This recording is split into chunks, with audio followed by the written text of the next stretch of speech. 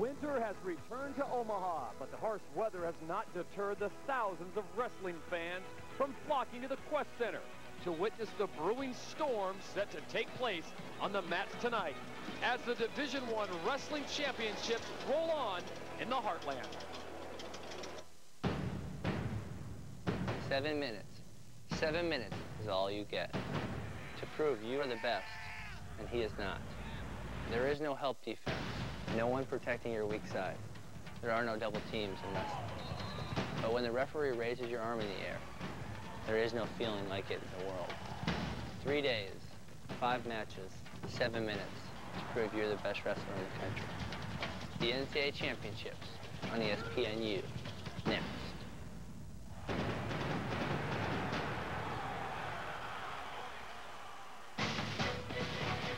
Welcome to Omaha. The NCAA Wrestling Championships is presented on ESPNU by Enterprise Rent-A-Car.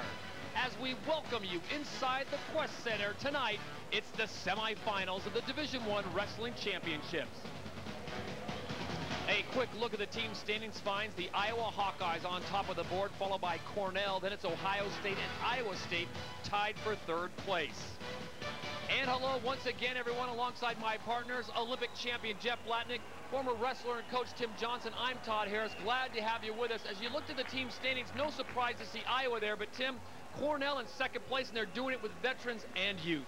I think Cornell's a big story, not only this year, but perhaps in the future. Rob Cole's team with 3 underclassmen, they could really make a noise next year. They're already making history this year if they finish second. They've never finished that high. They're led by a freshman. They call him Kid Dynamite, Kyle Dake, because he looks like a kid. He is a kid. He just turned 19, but he doesn't wrestle like a kid. And then Steady Eddie, #1 seed, Mac Lunas, trying to get the monkey off his back. He's trying to get to the finals for the first time. Well, it'll be a sensational performance for the Big Red of Cornell if they can get that done. As we talked about at the top of the show, the weather has turned outside, but Jeff Blatnick inside, we've got a perfect storm brewing between Iowa and Ohio State. That's correct. There's going to be 5 past national champions competing here in the semifinals tonight. One of them, Brett Metcalf of Iowa, and he had a perfect season going until he lost to that man, Lance Palmer, in the finals of the Big Ten. And Palmer doesn't think it was a fluke. Brett Metcalf, however, is the senior leader of the Hawkeyes, and he would like nothing better than to cap off his senior year with a national championship. They are both on opposite sides of the semifinal brackets. If they both win here tonight, they'll get that final chance tomorrow night. Could be a great one at 149. We have got national champions abounding here this week in Omaha, Nebraska, and one of them has joined our team here on ESPNU. Jordan Lean at 157 out of Cornell, the 2008 national champion, teamed up with our MVP, Quint Kesnick. Both gentlemen will standing mat side. Thanks, Todd. Jordan, you wrestled in the semifinal round twice. What was going through your mind at this very moment? Well, both times I was in the semifinals, it was under a different circumstance. The first time, I wasn't supposed to be here.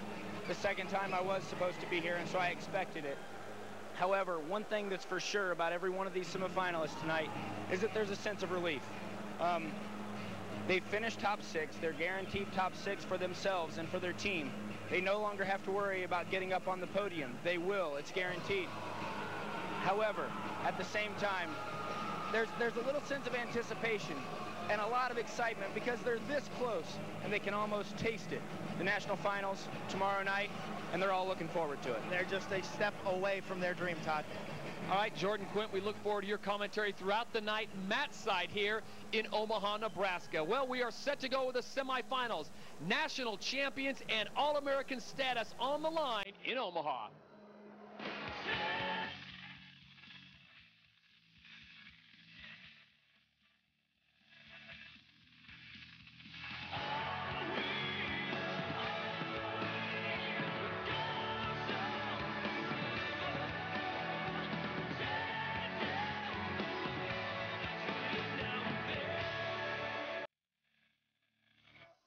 Daddy, the truck's here. When you want more cargo room, Enterprise will pick you up. We're making a playhouse. And get you on your way to special memories. How's it going? Finished. Pick Enterprise. We'll pick you up. Welcome to my new abode. This is awesome. Wow. Who knew you were so environmentally responsible? Yeah. Enviro what? Your house made of empty Bud Light cans. Oh, they're not empty. Oh, here we go. Yeah! There's Bud Light in the fridge made of Bud Light. It's the sure sign of a good time. The just right taste of Bud Light. Here we go. Oh, look, a window. Sorry, honey. Hi, Anthony Sullivan here for Point and Paint. You literally point and paint. Paint an entire room in less than an hour. Here's how it works. Pour your paint into the no-spill tray. Run the Point and Paint reusable applicator pad over the wheel. The very same pad works on both smooth surfaces and rough surfaces. Underneath the handle is the swivel pole adapter. Attach any pole. Paint ceilings with no ladder and no splatter. Glide along moldings. Even run circles around light fixtures. Stain a door while it's still on the hinge. Call right now, and you'll also receive a free mini edger. It's great for intricate jobs and tight spaces. But wait, we're still not done. We'll even throw in a lifetime supply of replacement pads for just the shipping and processing. That means you get the complete Point and Paint system with a lifetime supply of replacement heads, all for just $19.99. To order your Point and Paint for only $19.99 plus shipping and handling, call 1-800-218-9772. That's 1-800-218-9772. Call now. Attention all homeowners. Do you want help today? Call the Loan Modification Help Hotline now. We may be able to cut your mortgage payment in half and help to reduce your interest payment to as low as 1%. Find out what we can do for you today. The call is free. The consultation is free.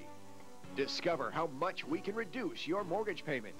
Call now for a free consultation. We have trained staff ready to assist you. Call 1-800-230-3075. Hit the mat with ESPNU as the nation's best wrestlers compete for a shot at a national title. He's on his way to shocking the wrestling world. The action begins with the medal round from the NCAA Division I Wrestling Championships. Tomorrow at 11 on ESPNU. The NCAA Wrestling Championships is presented on ESPNU by Enterprise Rent-A-Car. We'll pick you up. And in part by Bud Light, the sure sign of a good time. Here we go. Welcome back to a stormy day in Omaha as we are inside the Qwest Center. NCAA Wrestling Championship for Division I, presented by Enterprise here on ESPNU. Well, we'll start things off in the 125 class. Angel Escobedo, the 2008 national champion from Indiana, going head-to-head with Andrew Long. On one mat, on the other, Matt McDonough of Iowa taking on Cash Quiroga of Purdue. Interesting to go here because we've got 3 freshmen and 1 senior in Angel Escobedo, who will be on the top left of your screen. Bottom right will be McDonough and Quiroga of Purdue. Escobedo, kind of the grandpa of the group. He's been in 3 semifinals. He's NCAA champion 2 years ago, and then 3 freshmen, and one of them phenomenal. Matt McDonough from Iowa has just been incredible, undefeated until he got beat by Escobedo in the Big Ten finals 2 weeks ago. McDonough out to an early start with 2 points and the quick takedown. McDonough will be wearing the black with the gold trim, and Cash Quiroga of Purdue in the white trim. Andrew Long, as you see on top, and Andrew Escobedo. And you notice the red and green, that is the ankle bands they're wearing. And right now, Andrew Long of Iowa State has the red ankle bands. Angel Escobedo in the green ankle bands. Well, we watched Angel Escobedo yesterday, Jeff Latnick, and talk about an efficient wrestler. I mean, he does near perfect in his attack. He's good in all positions, exceptional on his feet on offense, equally tough on defense. And there's a nice shot. You see his double leg attempt, and he scores. Feet stayed in bounds. And he's been on a run. He's at 13 of his last 14 matches. He's major decisioned or pinned his opponent. And that's a sign of dominance. And being a senior, you have all that experience to draw on. He's been in these high-pressure situations in front of 15, 16,000 people. On the bottom right of your screen, Matt McDonough and Cash Quiroga. Matt McDonough of Iowa already over the 1 minute mark on riding. Now, how that explains is he is basically controlling it, so for every above minute, he gets an extra point. So after a minute, there's an extra point added. So, in effect, Matt McDonough is ahead 3-0. They met earlier in the dual meet. McDonough pinned Cash Quiroga. Quiroga, a true freshman in high school last year. He won the national juniors. He's from Lawrence North in Indianapolis. Worked out of the club with Jim Humphrey. and former world-class wrestler and the father of Reese Humphrey, who we'll see soon at 141 for Ohio State. Bottom right of your screen, Matt McDonough from Iowa. He's wearing the red bands. Cash Caroga of Purdue with the green bands around his ankle. McDonough comes in with a 32-1 record. His loss this year to the man on the top left of your screen, Angel Escobedo, with the green bands around his ankle. He is up 2-1 on Andrew Long. Does McDonough have a cradle here? If he's got his hands locked, he can get back points. And if he's got his hands locked, he hardly ever comes out without points.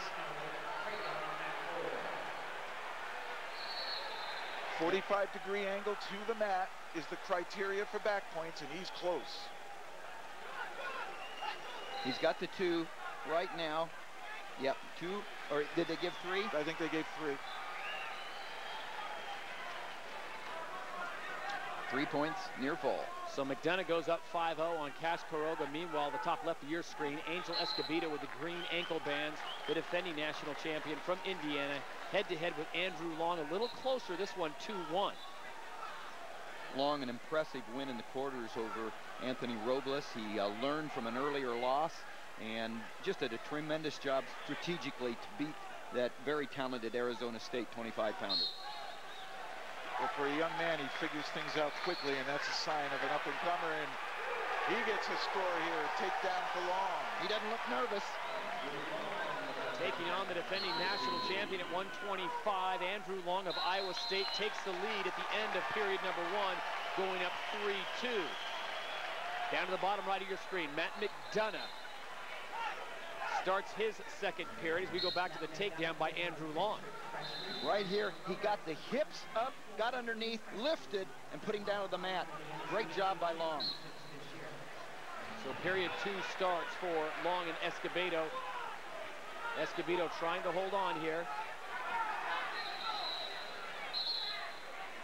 Escobedo trying to avenge losing last year in the semifinals, NCAA champion 2 years ago, 2008, but last year he lost to Nickerson from Cornell in the semis, and Nickerson lost early this year. One of the big stories here in Omaha. In the second round, he got ducked with 5 seconds left.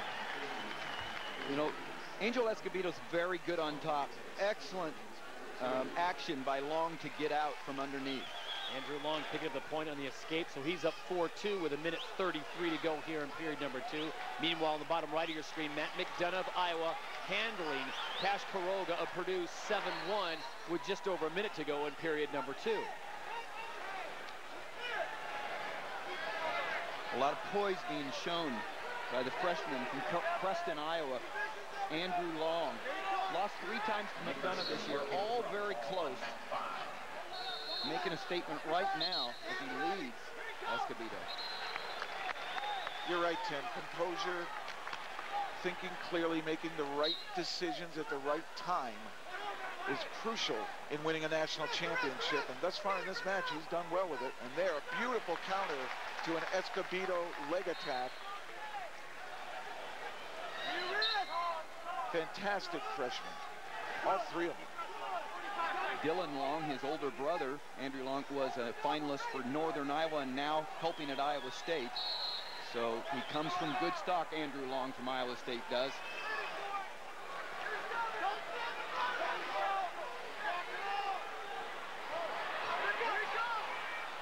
Look at McDonough cranking here. Got a bar arm going on there. Needs to get out to the side like that. Now pressure to the head.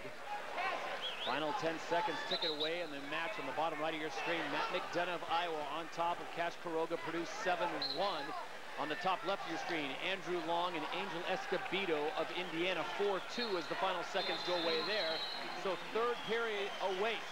Can the #1 seed, Angel Escobedo, come from behind and reclaim the victory over Andrew Long? Green choice, he takes bottom. Angel Escobedo with the green ankle bands. Andrew Long with the red ankle bands. And Escobedo's strategy here is to get out and look for the winning takedown. Reversal for Escobedo. Well, certainly Escobedo will take a reversal. That's worth 2. Great job of getting his hips out. He's warning Escobedo for stalling. Escobedo Got warned for stalling for not returning Long to the mat. Exactly. You get about 5 seconds to make a legitimate attempt to return your opponent. If you don't, you get hit with a stall warning. So we're all even at 4 with 1:47 to go. Angel Escobedo, the 2008 national champion. Andrew Long from Iowa State, all even at 4, under 1:40 to go. Escobedo's strategy here is to get that minute, a little bit more than a minute riding time. Oh, and he does not get it done. Well, it comes down to the takedown. This is what originally Escobedo was facing if he hadn't escaped. A winning takedown. But under 90 seconds to go now. Long Andrew still Long and Escobedo. Long's taking ground here. He's the one that's stalking Escobedo. He's the one that's pushing Escobedo to the sidelines here, looking real strong. Andrew Long now 5-4 by way of an escape. A minute is an eternity in a match, so there's plenty of time for Escobedo. Oh, come on. Riding time not a factor as we go under a minute now. Andrew Long still on top with the red ankle band. Angel Escobedo, the 2008 national champion. Nice reach shot. Escobedo having a hard time getting past the head-hands defense of Dylan and Long, Andrew Long, and then the reshot by Long. Very impressive. Well, if Escobedo gets desperate and leaves himself open, that's a smart thing for the freshman Long. We've heard it from all the experienced wrestlers. Attack. Don't be conservative. And look how deep Long is on this single. He's elbow deep. He got 2 points. And here's... Almost stepped over. The step over attempt. Wow. 7-4, Andrew Long on top of Escobedo with under 15 seconds to go in the match. Stalemate called by the referee. They'll restart in the center. Major statement, major upset here. Long doesn't think so. That's why he's where he's at. What a poised freshman for the Cyclones. A freshman going against the 2008 national champion. Andrew Long, the freshman, trying to unseat the #1 seed in Angel Escobedo. Under 5 seconds to go. That's going to do it. And it's going to make for an all-freshman finals between the Hawkeyes and the Cyclones. Long versus McDonough. And hold on, that will be a great one. So McDonough gets the victory over Cash Karoga of Purdue, and Andrew Long, the big upset of Angel Escobedo. 2 freshmen going to the final in the 125 class. What a tremendous performance. And for the Hawkeyes and the Cyclones to meet in the final at Omaha, it doesn't get much better than that. It started in December. They met in the first dual meet, and now they are going to end it in style. Congratulations to both men. We sit it down to Quint Kesnick, who is with Andrew Long. Andrew, congratulations. What made the difference? Just staying in the fight, you know, the whole match. Not letting him get anything, not giving anything up, and just knowing that I'm better than all these guys and I can take the title if I really want it. When you fell behind 2-0, what was going on in your mind? Just keep wrestling, you know. His match isn't over yet, so. And your reshot, every time he'd attack, boom, there was a reshot. Yeah, we've been working on that a lot in practice, and it's really paying off for me here at the big tournament, so I'm going to keep it going into the next match. We'll see even more of it there. Congratulations. Thank you. See you tomorrow. Todd. Thank you, Quint. Congratulations to Andrew Long. He is into the final in 125 as we take a look at the bracket here from Omaha. It will be Long, the 5 seed, and the 3 seed of Matt McDonough, Iowa versus Iowa State in the 125-pound final. You'll see that Saturday, 7:30 Eastern on ESPN. When we come back to Omaha, the 133s take to the mat Franklin Gomez of Michigan State on a Qwest.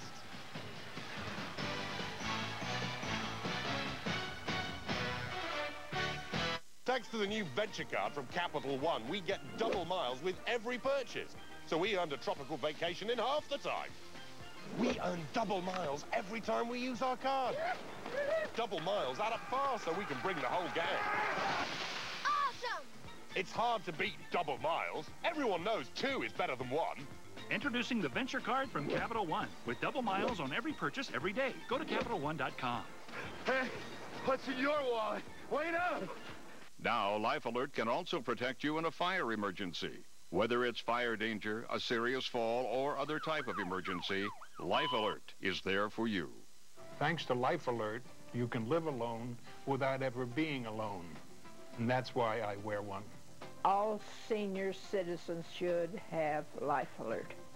Please call 1-800-914-6100 for free information about Life Alert. That's 1-800-914-6100. College basketball fans, the official online store at NCAA.com is the one place to get all of your college fan gear. With a tremendous selection of over 100,000 officially licensed items, the official online store at NCAA.com has everything you need.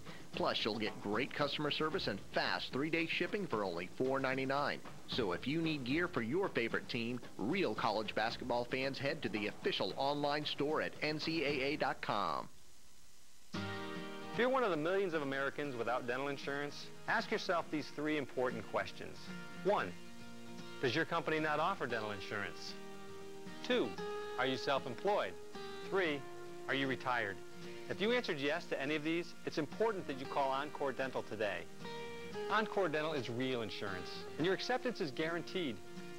You'll receive up to 100% coverage for preventive care and up to 50% on basic and major procedures. Encore Dental can help keep your teeth healthy, which may prevent infections that lead to heart disease and stroke. And with the high cost of procedures, it makes sense to have great coverage. Choose your level of benefits. There are no claim forms to fill out and no waiting for reimbursement. So go ahead, review it for 30 days.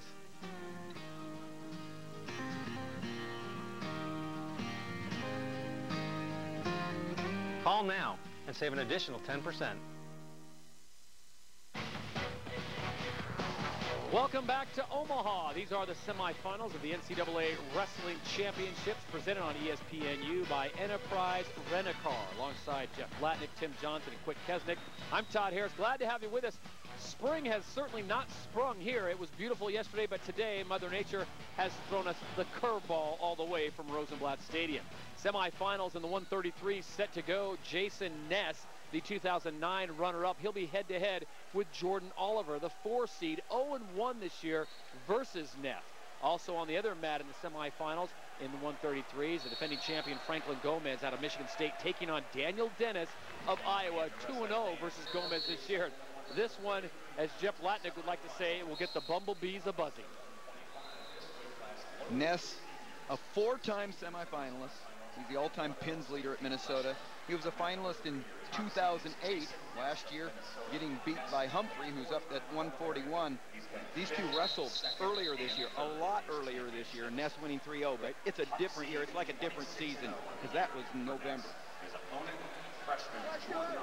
Jason Ness will be wearing the red ankle bands, where Jordan Oliver will be having the green. So it's Minnesota, Oklahoma State. You've got a senior in Ness taking on a freshman in Jordan Oliver. Jeff, how do you see this one shaking down? Oh, he has 18 wins by fall. That's by pin, does Ness. So he is very capable in all positions. But I think Oliver's going to try to keep this a takedown battle. He's good on the mat, but Ness is exceptional on top. So it's Ness and Oliver in one semifinal here in 133 on the top left of your screen. On the bottom right, Daniel Dennis, the number 2 seed, and Franklin Gomez, number 3, the defending champion. On the bottom right of your screens, we check in Matt's side with Qwest Kesnick. Thanks, Todd. When you talk about styles, Jordan, Gomez, very explosive. Dennis is going to try to do what strategically to take away that explosiveness? Well, what Dennis has done this year is what he's probably going to look to do again right here in the semifinal match. It's to make contact with Gomez as often as possible. Right here off the whistle, he's going to look and stalk inside, try to make contact. Watch Gomez as he uses fakes to stay out on the outside. That way he can pack up, lock his explosion, and then pop him. So Gomez wants space to use his speed. And Dennis wants to fill that gap. Absolutely. Todd? All right, thank you, Jordan Lane, the 2008 national champion out of Cornell, joining our Qwest Kesnick Matt side. Bottom right of your screen, no score. Daniel Dennis, the 2 seed out of Iowa, taking on Franklin Gomez, the defending champion out of Michigan State. Jeff, we talked about this, and Tim as well. Daniel Dennis and the defending champion. Dennis brings in the crowd, brings in the momentum, the tradition of Iowa, but you've also got Gomez, the defending champion. Well, Dennis has brought in a strategy that is 3-0 against Gomez, 2 times this year, once last year, and so he knows Gomez. Gomez has a hard time against Dennis. But what Jordan was saying was it's the athleticism of Gomez that makes him so dangerous, and yet Dennis nullifies that by staying close, stuffing the head, running around. And by controlling hands, that's another thing. If he's able to lock up Gomez's hands by getting close, Gomez isn't going to be able to grab Dennis's legs. So I believe Lean was right on with that analogy. He wants to crowd and leave little space for an outside shot. Daniel Dennis on the bottom right of your screen from Iowa in the black singlet, going head-to-head with the defending champion Franklin Gomez in the green singlet of Michigan State. Great story, Franklin Gomez. Puerto Rico to Brandon, Florida. Tom Minkle, the head coach, brings him up to Michigan State for a visit in February. It happened to be the one time that it was 70 degrees. And Gomez is it like this all year? And Tom Minkle says, oh, sure, it is. So he cancels his trip to Arizona State the next week. He signs with Michigan State. They had to go out in October and buy him long underwear the next year just to keep him on the campus. And he's done well. A wonderful young man. He is just as good a young man off the mat as on. And it's pertinent for today. We have snow going on outside, so. Yeah, what happened yesterday? 65-degree weather. So they pulled the Michigan State on us here in Omaha as we start the second period. Daniel Dennis on the bottom, Franklin Gomez in the green. No score in that match. Bottom right of your screen. Top left, also no scores. They start the second period with Jordan Ness with the red ankle bands. Jordan Oliver, Oklahoma State, will start on the bottom. Wow, Dennis did a great job twice in getting his hips underneath him, separating from Gomez, because Gomez got right back in on the leg, but Dennis immediately hip separation, hand control, and out to avoid a takedown. So he got the escape, avoided a big takedown, so that's one more point for Dennis to even the score.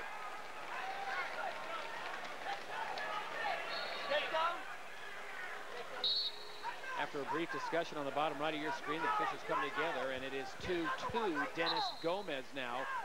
1:35 to go in the second period.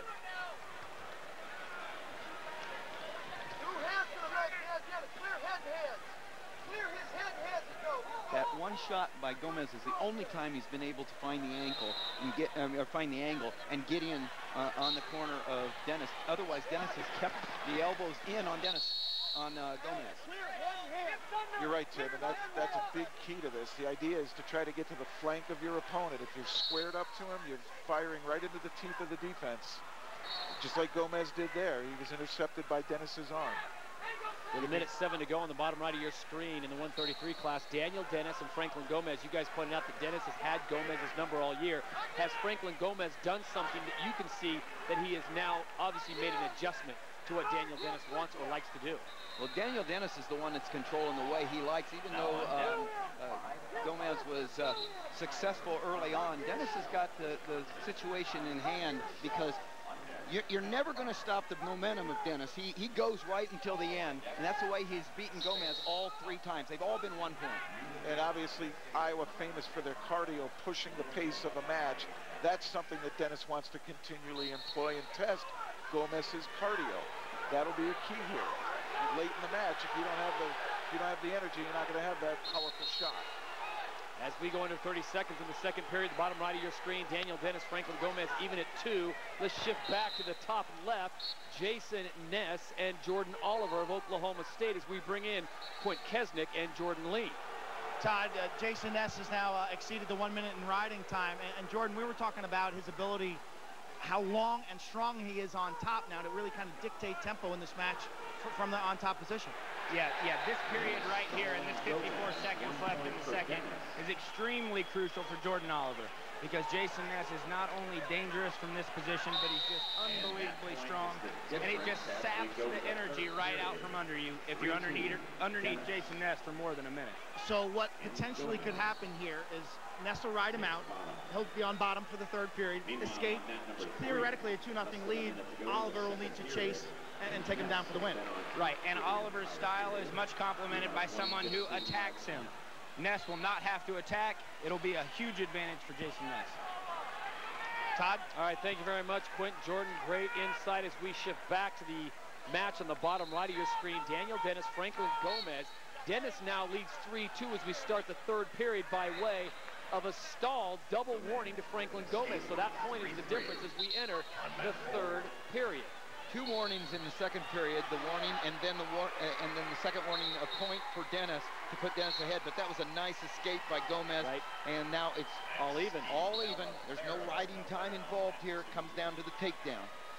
Well, Dennis knows now that his frontal assault, putting pressure on Gomez, staying tight and pushing him around, is paying a dividend that he doesn't have to earn the point by scoring.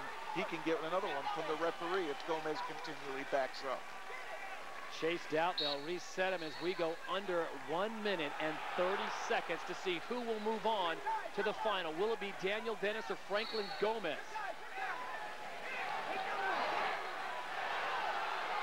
Still deadlock on the top left of your screen. Jason Ness and Jordan Oliver. Quint Kesnick and Jordan Lean keeping a close eye on that one. Back to the bottom right. Daniel Dennis of Iowa there, going head-to-head with Franklin Gomez, the defending champion. Dennis needs to be careful not to chase too quickly. He needs to keep good, solid defensive position as he advances at Gomez. Gomez still has some fuel in that tank and can pull off a shot. Well, executing when you're tired is the key here in the semifinals, and the execution is what's going to win. But right now, Dennis executing a strategy. He's keeping Gomez from circling, finding the angle, changing his levels. Right there, head, hands, defense. Dennis is winning this by that. He's good defensive position. And I'm just talking about the battle. And, you know, it's the Iowa trademark right there. He's not winning the match, it's tied. But the battle's being won right now with that head, hands, defense.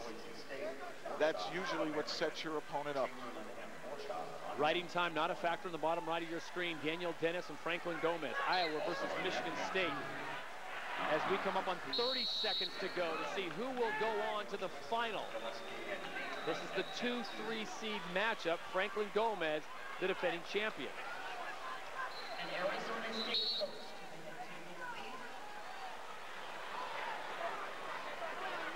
Down to 25 seconds, Daniel Dennis.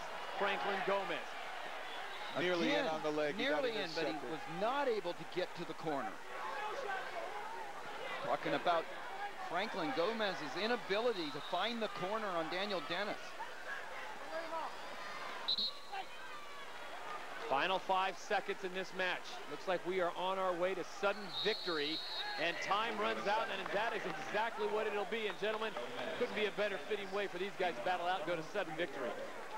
Gomez, last year's national champion, and he's used to the semifinals. This is Dennis's first time in the semifinals, and he's going all out to try to be a finalist for the first time. I thought Gomez should have shot there. It seemed as though he had Dennis off balance a little bit, but he didn't pull the trigger, and you wonder if that's fatigue. It makes you hesitate.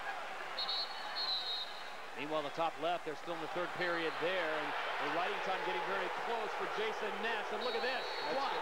There it is. The 2-point takedown for Daniel Dennis of Iowa. So the cardio paying off as Dennis of Iowa takes out the defending champion Franklin Gomez in sudden victory to get the victory in that semifinal.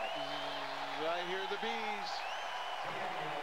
The strong contingent of Hawkeye fans that have made the trek to Omaha loving that result. How hard is it to win, you know, 4 times in a row against anybody, but the defending national champion, Daniel Dennis, what a great win.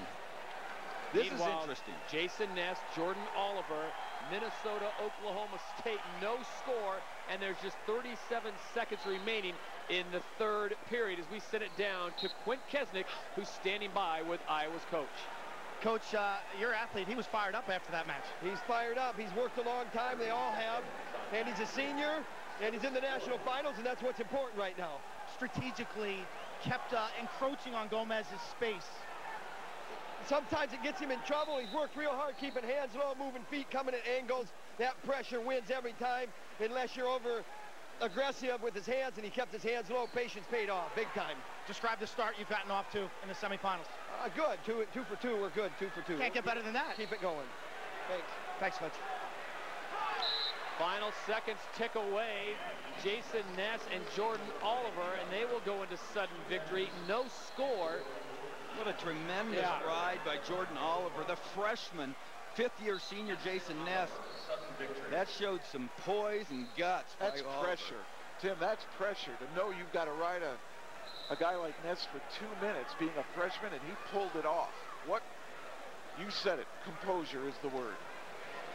45 seconds. Well, if Jordan Oliver can pull off the victory here in sudden victory, there'll be 3 freshmen into the finals here in Omaha, the Division I Wrestling Championships. Jason Ness trying to stop that flow. The #1 seed, Ness, out of Minnesota. Of course, Oliver won in the quarters in a very controversial stall call in overtime. And so he has been used to the, he won 3-2 in the first round, 6-4, then overtime. So he's used to the close matches. Ness's scores haven't even been close.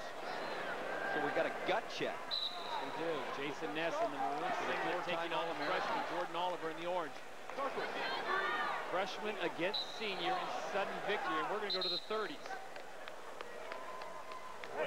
So more time is needed in this semifinal between Jason Ness and Jordan Oliver. All right, Jeff, what have you seen and what do you like?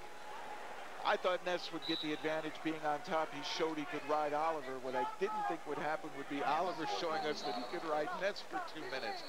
That makes it, you know, with just a 30-second period, who can get hand control and explode their hips out? That is the question.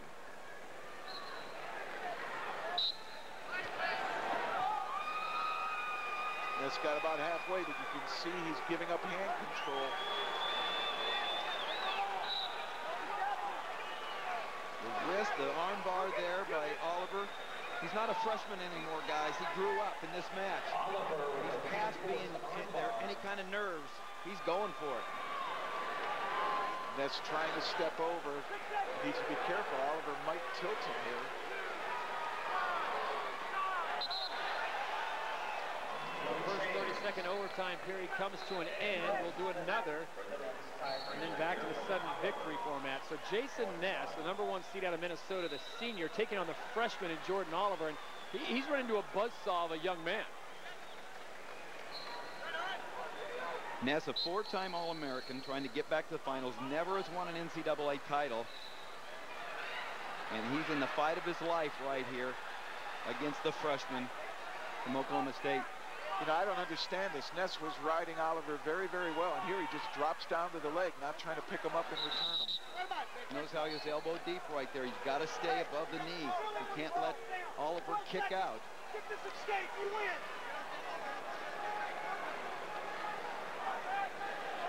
Certainly overtime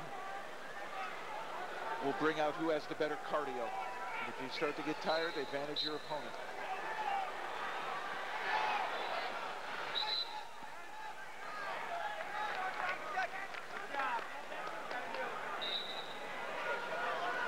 Well, Ben Askren talked about 7 minutes to glory, and these gentlemen are working overtime. Jason Ness. Grew up a Gopher fan right there in the Minneapolis area. Had his heart set early on in being a Gopher and winning an NCAA title, and he's this close, but he's also this close to having a freshman upset him. There's a whole clan of Nesses. I coached his uncle Van Ness at North Dakota State University. So we go into a second overtime, and they continue to work. John Smith, 6-time world champion, 2-time NCAA champion, long-time coach now at Oklahoma State. He knows he's got a bunch of great young wrestlers, and would he love to get one in the finals this year? Well, he sacrificed last year for this opportunity this year, and this is one of his proteges. Oliver, not only great in collegiate wrestling, he won the Junior World Championships in freestyle, the Olympic style of wrestling. Jordan Oliver, the Big 12 champion, comes in with a record of 29-2 into this tournament. Meanwhile, Jason Ness, we pointed out, the senior, a 3-time NCAA All-American, a 2-time Big 10 champion, trying to go out with a national title. The mistake sometimes is made by the veteran like Ness if he gets a little over-aggressive when he hasn't been taken down. He doesn't believe he can be taken down, but if he extends himself, he gives Oliver a chance to run around him, and that's what he's got to stay patient, and you'd think in his 5th year, that would be his forte. I agree with you 100%. Ness doesn't want to get anxious. All right, let's sit it down. Matt side, Quick Kesnick and Jordan Lean. Jordan, it appears both guys kind of content to wrestle at that pace and not take chances. Yeah, what's interesting is that they're both completely confident on the mat. They're both confident on their feet, and they do. They seem content. I'm a little surprised that I don't see Ness pushing the pace just a bit more to try to get that second stalling call that would push this match over the edge. Todd? So the second overtime is underway. Jason Ness in the maroon signet, Jordan Oliver, Oklahoma State in the orange. Still no score. Good job by Ness of staying tight on that leg. Oh, yeah, and he didn't drop to a knee either where he'd get sprawled on. He stayed on his feet. Smart tactic, and he knew where the line was. Joe Russell on the right, Luke Becker on the left. Jay Robinson not in the corner. He knows this is his two assistant coaches that need to be in Ness's corner, and that's what head coaches do. They don't put themselves every time in the corner.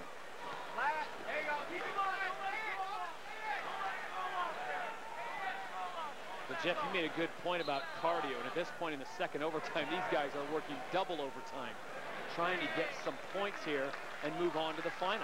Ness did a good job there of knocking Oliver off his base.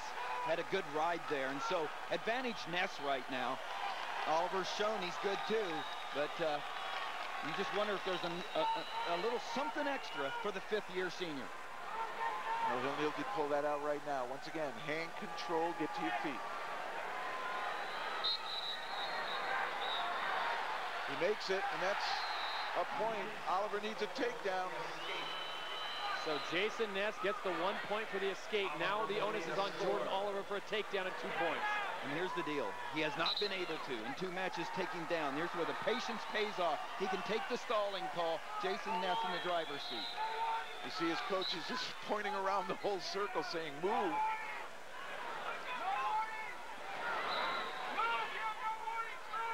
Under 10 seconds to go in second overtime.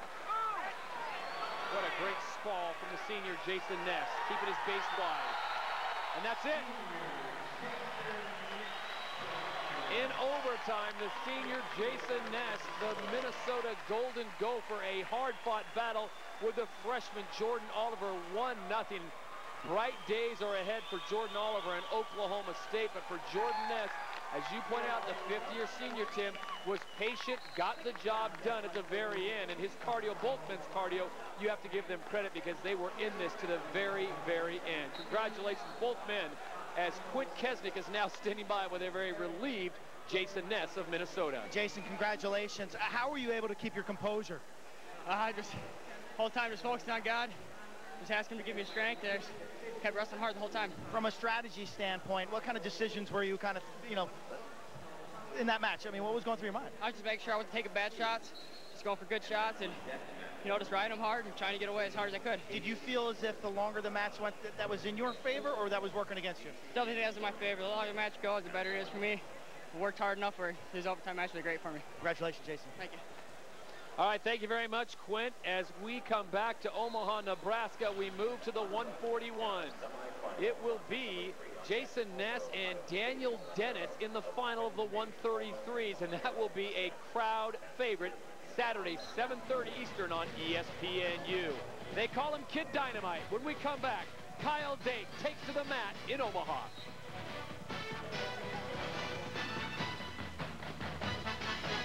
You know what 2:30 in the afternoon feels like, right? Sleepy? Groggy? Dying for a nap? What do? Run for the coffee? Grab a soda? But how long does that last before you're back for more? Try this instead. Take 1 5-hour energy, then see what the rest of your day feels like. Sure won't feel like 2:30 anymore. Or 3:30. Or 4:30. 5-hour energy. Hours of energy now, no 2:30 feeling later. You love your pet, but hate the nasty teeth, those foul gums, that awful breath. The brush, too much fuss. You need Plaque Attack Triple Care Dental Spray.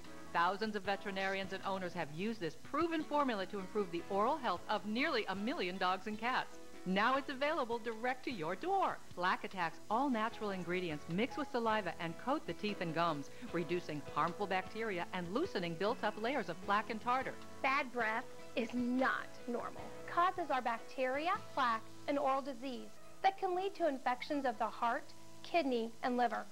Plaque Attack helps eliminate these causes. It's safe, effective, and easy to use. Gum disease is the most common disease in dogs and cats. 4 out of 5 dogs over the age of 3 will suffer from it. You can help prevent it with just a few sprays a day of Plaque Attack. It's that easy. For only $19.95, you'll get a 3-month supply. A professional pet dental cleaning can cost hundreds of dollars and may endanger your pet's life. With Plaque Attack, easily and safely spray away plaque, tartar, and bad breath for just pennies a day. Hundreds of thousands of satisfied customers love the results. Healthier and happier pets with cleaner, fresher smelling breath. Veterinarian-approved Plaque Attack can help give your dog or cat fresher breath and healthier teeth and gums easily and safely. For only $19.95, you'll get a 3-month supply. Call now and we'll double the offer. You'll get a 6-month supply.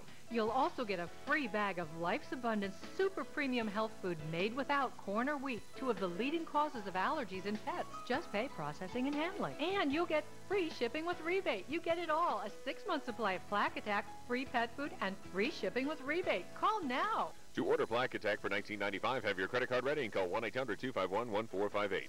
Call now and get double the value and order free pet food and free processing after rebate. Call 1-800-251-1458. Call now.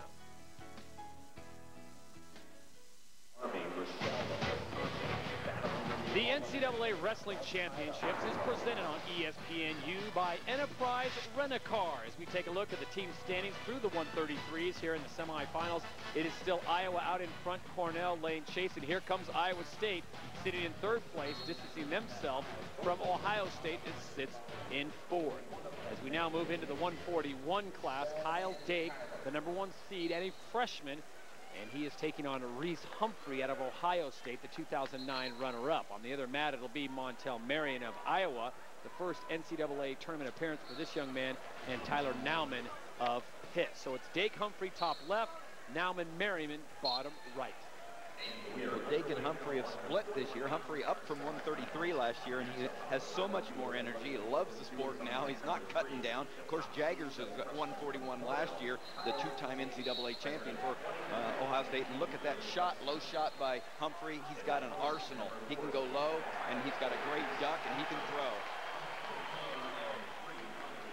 Dake working that wizard counter beautifully to get out of that takedown attempt. Dake. Kyle Dake, the freshman, taking on the senior and Reese Humphrey. They have met twice this year and have split both matches. Humphrey winning 4-2 in December, and Dake defeated Humphrey 8-4 at Nationals. As we send it down Matt side, Quint Kesnick and Jordan Lean. Jordan, you still train out of Ithaca in the Cornell wrestling room. What were your first impressions of Kyle Dake? He's an absolute phenom. And the main reason he's a phenom is because he has no fear.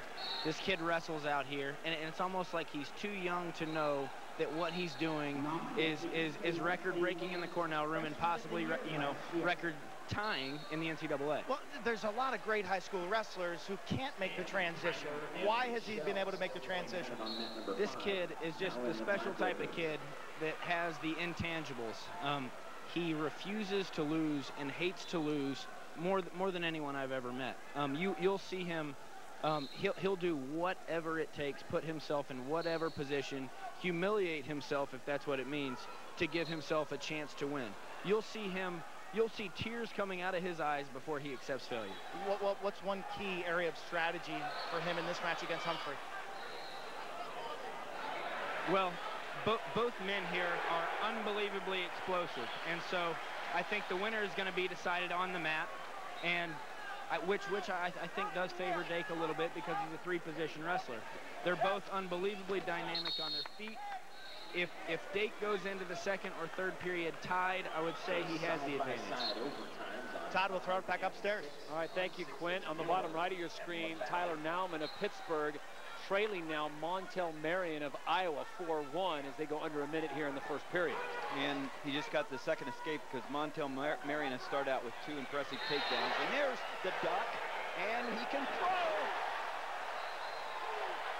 And he's tight. Humphrey is tight, but Dake does a great job of avoiding a disaster.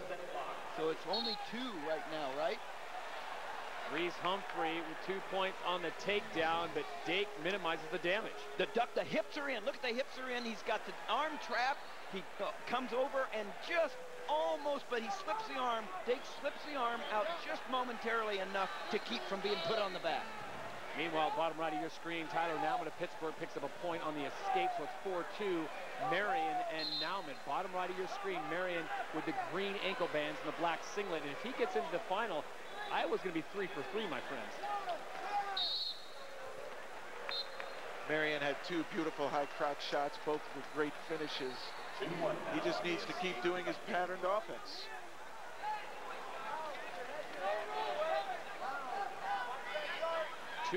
Humphrey on Dake, top left.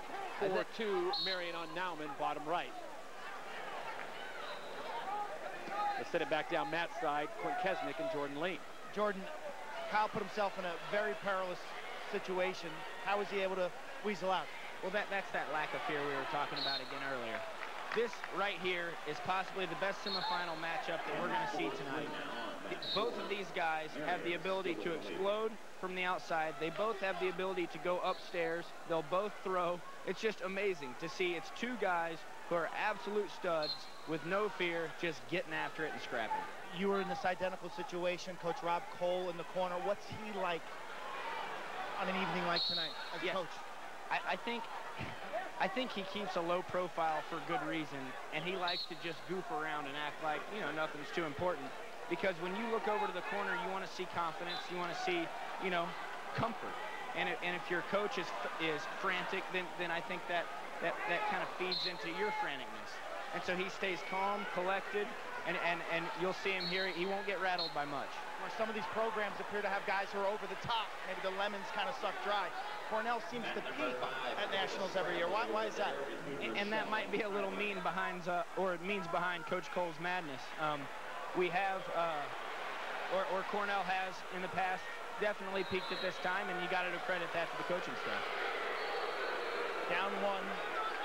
What's Dave trying to manufacture here? Well, they both have great standard side duck unders, and I think he just wants to get a flurry going that favors him. It's one of those matchups that you just can't make a guess because both guys are so special. Todd will send it back upstairs. All right, thank you, Quint. Tim, keeping an eye on both matches. What are you seeing? Well, Nauman got in on a great single leg on Montel Marion and finished it because he stayed tight. He was elbow deep, and then he scored on the edge of the mat, keeping his toe in. He stayed after it, got the other ankle, and got the 2 points. And now he's gotten Marion flat on the mat, got a wrist controlled. He's in good shape. Nauman also bringing down that riding time as you saw the clock going backwards. So Nauman and Marion right now riding not a factor. Nauman leads by 4 with under 14 seconds to go in the second period. Meanwhile, Reese Humphrey and Kyle Dake continue their epic battle on the top left of your screen. Dake in the red, Humphrey now in the white. All right, so bottom right, third period set to begin. Nauman and Marion of Iowa. This is a great one, all even at 5. And the second period about to expire, top left. They'll get set for the third period between Kyle Dake, the number 1 seed, and Reese Humphrey, the 4 seed out of Ohio State. 2-1, Humphrey on top. Nauman last year, he's 10 seed this year. Last year in the quarters, he took Jaggers into overtime before losing. Jaggers from Ohio State, the 2-time NCAA champion. So Nauman, no stranger to close matches in the stage here. All even on the bottom right of your screen, Pittsburgh and Iowa, Nauman and Marion. Top left as they are just underway in the third period, 2-1. And Dake picks up a point for the escape, so we're all even top left. The number 1 seed, Kyle Dake. Cornell just days ago, and it looks like a reversal on the bottom, so 2 more points picked up for Montel Marion of Iowa to go up 7-5. We're going to stay in the top left with Kyle Dake and Cornell. 2 days ago, they suffered a big upset with Nickerson going down, and how do they regroup? The young kid steps up. Let's go back to that reversal down between Marion and Nauman. Now he's just got in bad position right there, and Marion took advantage of it. He got his hip on top and got the 2 points. Yeah, Nauman got a little too offensive on top trying to turn Marion, and that opened the door for Marion with that step-over reversal. Well, we talk about Montel Marion of Iowa in the black single on the bottom right of your screen being so very athletic. Does that sometimes get him into trouble? Well, it gets him into trouble when he's not patient. He can be inconsistent. His athleticism wins a lot, but he's lost a lot of head scratchers this year as well, losing to less athletic people who were more strategic and kept their head about them. But I've seen Montel Marion in the last few weeks be so focused. He's really impressed me, the sophomore from Des Moines Roosevelt for the Hawkeyes. We're really battling up here in the left-right-hand quarter, and earlier Dake was in on a real solid shot deep, and Humphrey did a great job of warding off the attack, so they are going after each other. Jeff Blatnick, if you were in the corner of Reese Humphrey at Ohio State, knowing how good this freshman is, what do you tell your wrestler? I would say go to my strength. That's his duck under. So try to create some action on the feet where you can go ahead and get under the armpit, like almost right there, to try and get a takedown, which in this match would be huge. It's so tight. Reese Humphrey coming into this match 30-3, into this tournament, I should say, a two-time Big Ten runner-up, 2009 NCAA runner-up, and the senior from Ohio State would like to go out a national champion. Now you wonder, they've met each other. This is the third time. You get to know each other too well, and that leads to these lower scoring matches. Under 30 seconds to go on the bottom right of your corner in the third period. Tyler Nauman of Pittsburgh just picks up a point for the escape. Top left, we're into sudden victory time between Dake and Humphrey, all even at 2.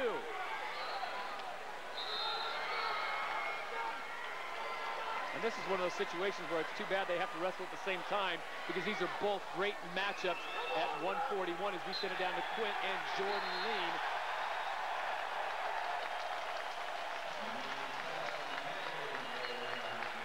Meanwhile, Montel Marion gets the victory 7-6 over Tyler Nauman. So Iowa now 3 for 3 into the final. We go full screen. Kyle Dake, Reese Humphrey in overtime, under 30 seconds in sudden victory.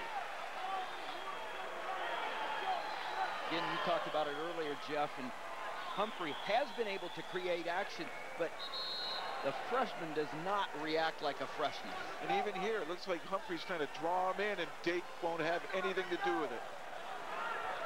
Final seconds ticking away here in sudden victory, so we'll go to the 30s as Reese Humphrey trying to let those final seconds tick away. We'll sit at Matt's side, Quint Kesnick and Jordan Lean. I got the opinion that Dake would rather this match progress in overtime. Yeah, to be honest with you, I was very shocked that Reese Humphrey decided. Oh, excuse me. I was very surprised that Reese Humphrey did not push the pace at the end of that period on their feet, because Dake is favored on the mat. He has ridden Humphrey out earlier this season. And as you see right now, he's in control on top. So from here,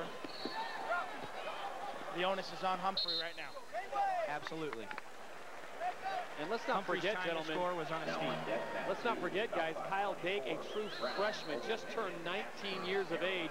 Here he is on the biggest stage so far, facing a senior in Reese Humphrey. Hometown boy, walks across the road to go to college, and is going to be the poster man of this team for the next several years, doing the job. And again, look at, he knocks Humphrey off his base, keeps him from getting his hips underneath him. What a nice job in overtime here by the young freshman. You're right, Tim. Dominant ride. Dake with a series of nice matchups. So sudden victory comes to an end. Now we go to the 30s. Rob Cole, NCAA champion in North Carolina.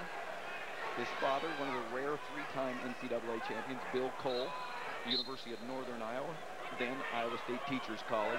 Great wrestling family, longtime Penn State coach. There's the escape. 1-point escape for Kyle Dake, so he's up 3-2. Humphrey needs a takedown. Humphrey will have the score. And Dake can run. Reese Humphrey doing a great job here, under 10 seconds.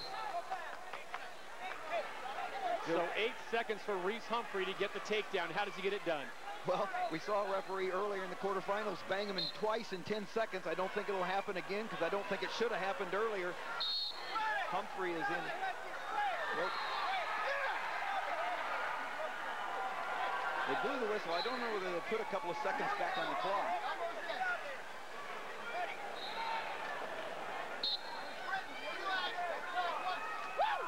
Wow, that's it. The freshman Kyle Dake and the big red of Cornell on to the final as he takes down the 4th seed of Reese Humphrey. And we talked about it before. The young man, just 19 years of age. Some people have said he doesn't know how good he really is because he just does not seem to be fazed by this giant stage, Jeff. Yeah, no doubt about it. Out of Section 4 New York, down by the Binghamton, Ithaca area there, Dake, true freshman, super composure, and unbelievably talented skills when it comes to wrestling. He does a great job. We set it down to Quint Kesnick. Kyle, I know you're huffing and puffing, but in that sudden victory overtime, there's a point in that match where you pumped your fist. Like, you felt pretty confident in terms of your ride. Why was your ride so effective? I've been able to ride him all year. 2 times we wrestled before, I was able to ride him. That's what I knew I had to do. So at that stage, when you two just stood there at the middle of the match, you're saying, okay, fine? Yeah, he's a great wrestler. Give him a ton of credit. I happen to be better on the mat and better to this day. How have you been able to manage the emotional stress of this event? Great coaches, great teammates. They keep me level-headed. They don't let me take in all this crowd, you know? So I'm just focused on what I have to do on the match, and I get it done.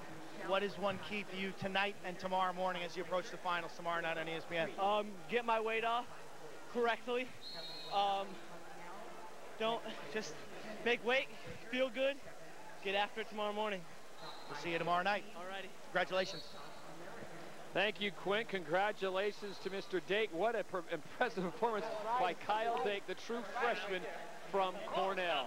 As we take a look at the brackets now for 141, it will be the freshman Kyle Dake taking on Montel Marion of Iowa.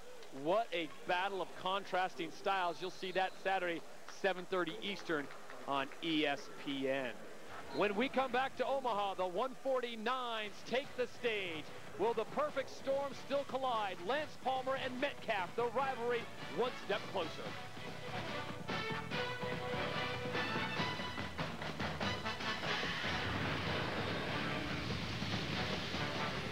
Introducing Optic 1050, the incredible high-powered super binoculars with 1,000% magnification. From a good vantage point, you can see objects up to 35 miles away. I would recommend the Optic 1050 to any sports fan or outdoorsman. One look in the middle of the action. They're lightweight, rugged, durable. They're great. They have all the high-end features of expensive binoculars. You can expect to pay $150 or more for binoculars as powerful as these. But right now, Optic 1050 can be yours for only $19.98. As a free gift, you'll also receive the sensational Secret Spy Scope, a $50 value free. But wait, the first 500 callers will also receive the spectacular quadruple-powered travel binoculars, a $50 value free just for shipping and handling. Don't miss this sensational factory direct sale, an incredible $200 value for only $19.98. Don't delay. To order, call 1-800-871-5430. That's 1-800-871-5430. Call now. Your home for college sports 24/7 is ESPNU. The passion. Touchdown! The anticipation. Holy cow, what a shot! The excitement. Every season, every reason to watch, all year long. Tomorrow night at 5, the NIT second round tips off with NC State versus UAB. Then at 8, Lacrosse Powers square off as number 3 Q's battles number 8 Johns Hopkins. I'm not going to bed right now. I'm going to college. Thousands of people go to college in their pajamas every day. How is this possible? Because you can go to college online without leaving your home. Using your computer to get an online degree is really smart and easy. In fact, people with a degree on average earn $1 million more in their lifetime. So, how do you find a good online school? Well, get your computer and go online right now. Education Connection is a free service that connects hundreds of people each day to the best online colleges. And you don't want to pick the wrong online school. So, ladies, slip on your cute little fluffy slippers, and guys, cover up, please. And log on now, and Education Connection will send you their free success kit stuffed with information on online schools, scholarships, even degrees that take the least amount of time. This is a $100 value, and it's yours, free. Log on to myschoolnow.com. That's myschoolnow.com. myschoolnow.com. Welcome back to Omaha as we take a moment to introduce you to Lance Palmer in our Campus Connection. Just came in from taking the dogs for a walk. It was the last day. I can hang out with these guys. Congo right here, a little crazy guy. And then we got Tank, bigger one. He's almost a year old. Little pit bull terriers. We're leaving tomorrow morning for Omaha, so hanging out with these guys for a little bit. Sit. Good boys. And it makes you wonder which one, Congo or Tank, does Lance Palmer most take after, as he's set to take the mat here in the 149 class, where he'll be facing Frank Molinaro of Penn State. On the bottom right of your screen, Kyle Terry and Brent Metcalf of Iowa. And that's the storm we talked about at the top of the show. Palmer and Metcalf, will they meet in the final? But they've got work to do here first. Metcalf and Terry met last year in the quarters, and Metcalf won 14-5. Earlier this year, Palmer and Molinaro met, with Palmer winning 5-3. Last year, one of the semifinal matchups was Metcalf and Palmer. Now they're trying to make that happen tomorrow night, but they have these two gentlemen to get by. And you talk about the coaching staffs involved here. Tom Ryan and Cale Sanderson for Ohio State and Penn State, and Tom Brands and Jack Spates. A lot of talent down there coaching for the folks on the mat. Cale Sanderson, his first year at Penn State. Great recruiting year. Great state to recruit from, and Molinaro, one of his leaders as a sophomore. An All-American, surprise All-American last year as a freshman, and he's taken a leadership role for the Nittany Lions this year as a sophomore. Palmer from the great high school program, St. Ed's in the Cleveland area, one of many who have come out and excelled at the Division I NCAA level from that high school. Molinaro has a terrific high crotch shot to the left leg of his opponent. Seen him use it often in this tournament. Let's see if he tries that on Palmer. Well, he just can't get it on Palmer so far, and it would be a big accomplishment for him to do it here tonight. Yeah, thus far Palmer's been kneeling down. There's nothing to shoot at. Lance Palmer, Frank Molinaro on the top left of your screen. Molinaro again tries to shoot there on the #1 seed Palmer of Ohio State. Bottom right, Kyle Terry of Oklahoma taking on Brent Metcalf of Iowa.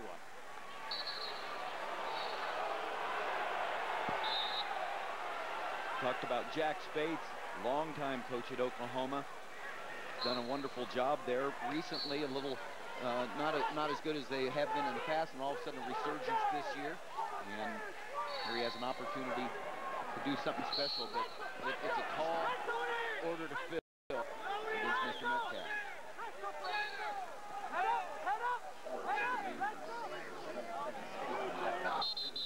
No score in either match. First period for both of them, as they are still 53 and 40 seconds remaining. Palmer, Molinaro on the top left of your screen. Metcalf and Terry. And you can see any time that Brent Metcalf makes a move, the fans in the corner, Jeff, like to call out the two. They're helping the refs out, aren't they? Yeah, they are. I mean, that's the second time Metcalf has dumped his opponent Terry to his back, but it's out of bounds and he can't cover, otherwise he won't get the takedown by moving out of bounds. Palmer, a three-time All-American, has never made it through this round, never been in the finals. Fourth, eighth, fourth. Tremendous career here, trying to become, or he is, a four-timer, one of very few from Ohio State in their history. Great action on the top left of your screen. Look at the scramble by Frank Molinaro and Lance Palmer trying to deal with the speed of the Penn State wrestlers. They are 12 seconds. Bottom right, Kyle Terry and Brent Metcalf, they go to the second period. Scoreless as we check in now with Quick Kesnick and Jordan Lee. Thanks, Todd. Kyle Terry, great defense, especially near the edge 3 times in that first period. Yeah, absolutely. He's a scrambler. And so he wants to keep Metcalf's shots and elongate them and make them last a long time to finish. So a 0-0 first period advantage Kyle Terry? I don't know if you can ever say the advantage is against Metcalf, but a 0-0 first period is better than getting scored on in the first period. What's Terry got to do from here to stay within this match or pull off the upset? Terry needs to keep it close within shooting distance and then ride Metcalf. He needs to get the riding time point in the third period and make it interesting by the end. Kyle Terry off to a good start, though, has the 1 point for the escape, but back comes the attack of Brent Metcalf on the bottom right of your corner. Meanwhile, Lance Palmer has picked up a 1 point escape on Frank Molinaro, top left from Penn State. Talk about four-time All-Americans. There's another story that's not on the screen. Mike Vasillo, NCAA champion, three-time All-American. He went out in the pigtails. Guess what he's doing? He's clawing his way back. He's one match away from being a four-time All-American like his teammate here, Lance Palmer. People just kind of, Mike Vasillo, NCAA champion, runner-up last year. Where is he? Well, he's clawing his way back in the wrestlebacks to try to become a four-time All-American for the Buckeyes. One of the first matches we saw on Thursday, Priscilla being upset. But as you pointed out, Tim, he is on his way back. Meanwhile, 2-1 to update your score. Bottom right, Brett Metcalf getting 2 points on a takedown. So he leads Kyle Terry 2-1 with under a minute now to go in the second period. Riding time, a bit of a factor coming up on it for Brett Metcalf as he's trying to ride this out and get past that minute mark. You notice the pressure that Metcalf keeps on the head right there. He's got pressure on Terry that makes his lower back work to the point where it's really, really tiring on Terry. That's a beautiful near wrist turn attempt he was trying. Terry doing a nice job of countering it, but Metcalf's fighting that line. Otherwise, I think he could have put more into it. Top left, it remains 1-0. Lance Palmer on top of Frank Molinaro of Penn State as they go under 35 seconds in the second period.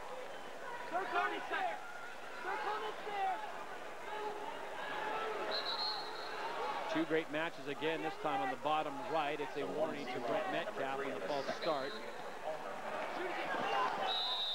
And Lance Palmer just trying to manhandle Frank Molinaro, taking out all kinds of rage as he can see Brett Metcalf in the next match. And you talk about two guys that would love to meet each other because there's no love lost between the two or the two programs.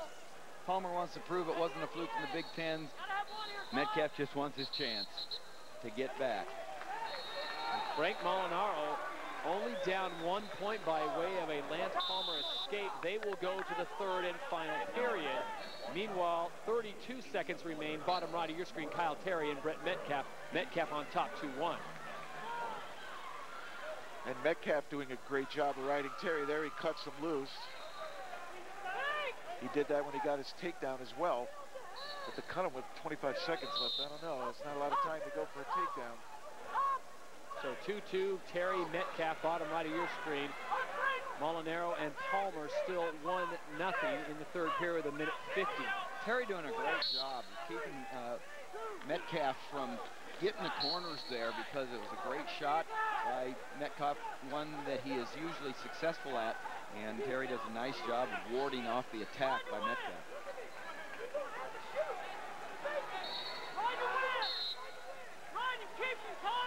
Frank Molinaro trying to get the escape point.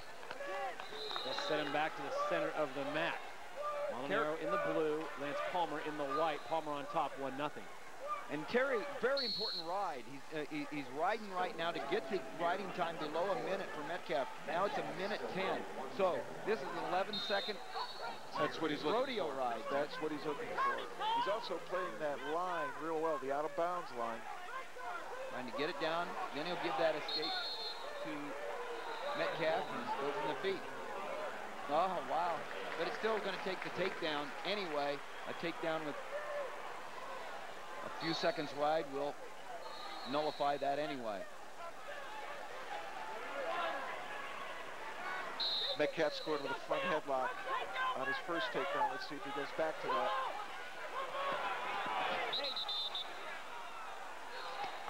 Two very close matches. This is for the right to go to the final in the 149 class. Lance Palmer on top, 1-0 on Frank Molinaro. Riding time not a factor yet for Palmer. And in the bottom match on the right, Kyle Terry, the 3 seed, taking on the 2 seed of Brett Metcalf. 3-2, Metcalf on top with a minute 13. This is the type of match that Terry wants with Metcalf. I mean, when you're the underdog as much as Terry is, he's been beaten before 14-5. He wants to slow this match down. Metcalf's used to wrestlers trying to do this. He's just not used to wrestlers being successful at it. And Lance Palmer trying to improve his riding time, bringing that up to a minute, very close, less than 10 seconds away. Molinaro trying to reverse out of this, get something going here as he trails 1-0, about to trail 2-0 as he does now. Riding time goes over a minute. Palmer's got his leg in there, a lot of pressure on the lower back and hips of Molinaro, looking for a turn. And a two-point takedown for Brent Metcalf, so he goes up now 5-2 with 33 seconds to go. So it looks like Lance Palmer and Brent Metcalf, gentlemen, are on that collision course in the final of the 149. Metcalf a little more safe right now. He's got Terry broken down. He's got a 3-point lead, effectively a 4-point lead with the riding time. Terry comes to his feet, and Metcalf in good shape.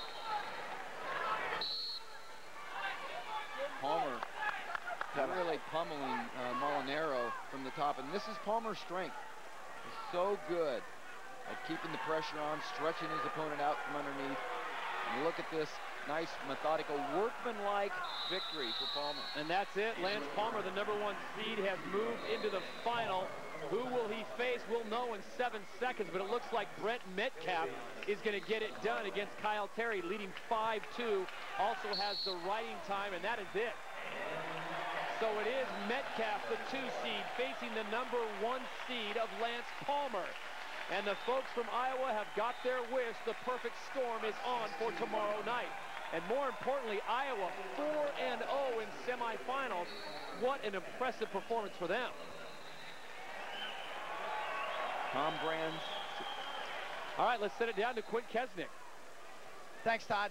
Brent, congratulations. You've put yourself in a position now to basically treat the fans to a great match tomorrow night against Lance Palmer. What was your mindset prior to this tournament? Just go out and wrestle and take this tournament back. You know, just wrestle my style. What's going to be a key tomorrow night? Wrestling in my positions where I'm good and just being stingy, control everything, and I'll have my way. Talk to me about momentum. What's momentum like to be an Iowa Hawkeye on a day like today where everybody's winning? It's big, but it's not because it's on you. So it's big, it's exciting. There's 4 straight in a row. Let's put Borstel in the finals. You got me pumped up. All right, good. See you tomorrow night. Yep. All right, thank you, Quint. Congratulations to Brent Metcalf. So the perfect storm is on in the 49-pound division. Wow, we saw it was coming. We thought it could happen, and it actually has happened. Lance Palmer will face Brent Metcalf, the 1 versus the 2. Ohio State versus Iowa. The perfect storm is on. We'll be back with the 57th when we return to Omaha, Nebraska.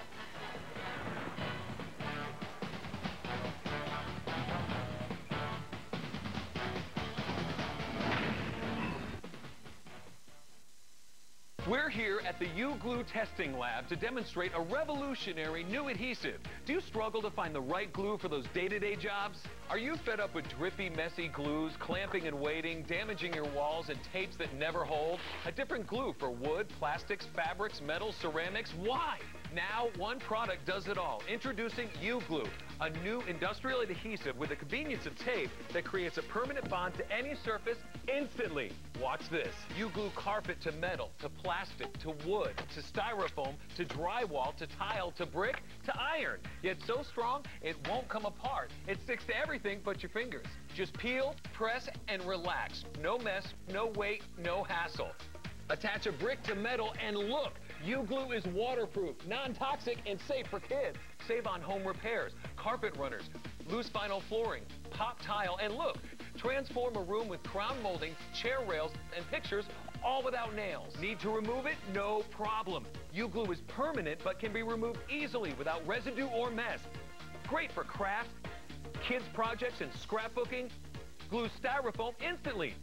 See this separated sole? You just saved 80 bucks. U-Glue also mends leather or fabrics, fix loose vinyl siding, or put numbers on your house. Think U-Glue can withstand this powerful pressure washer? With ease! Call now and we'll give you this 75-piece U-Glue kit for just $10. But wait, call right now and we'll double your order. That's 150 pieces for just $10. And we'll include 2 U-Glue power patches. Strong enough for a quick workout. U-Glue, 150 pieces for only $10. This deal won't last long, so call now.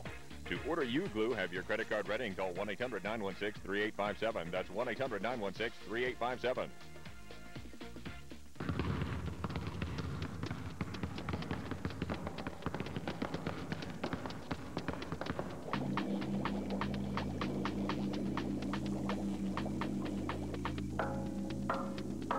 There are over 400,000 NCAA student athletes. And just about all of us will be going pro in something other than sports.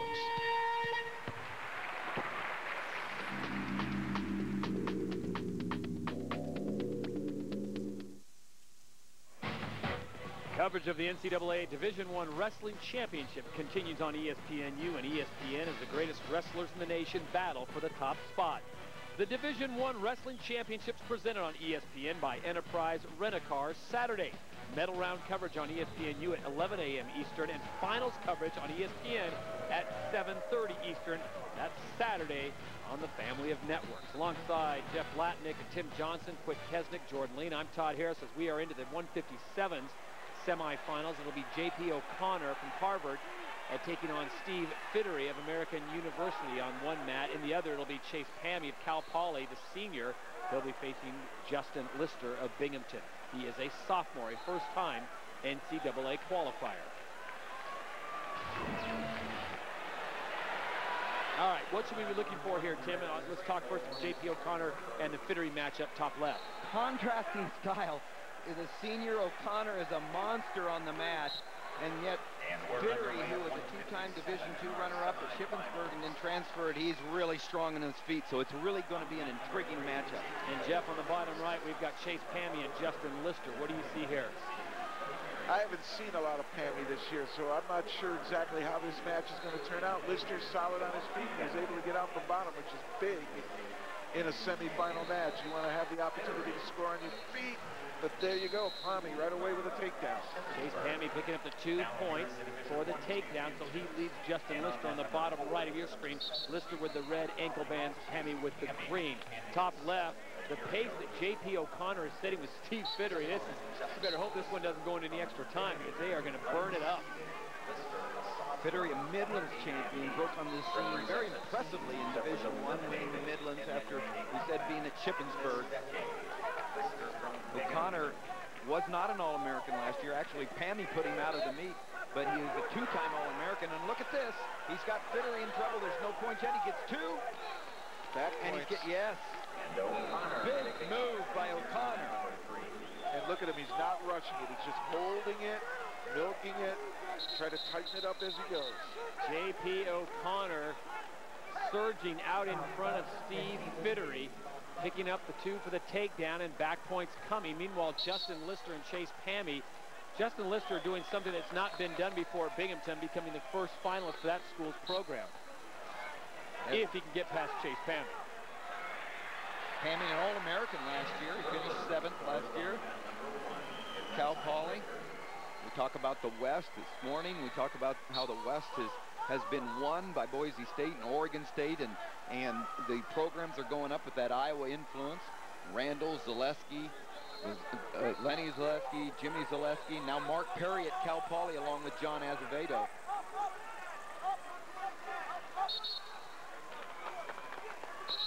Lister making all kinds of attempts, but Pammy able to keep his ride going. They go out of bounds. He stays on top.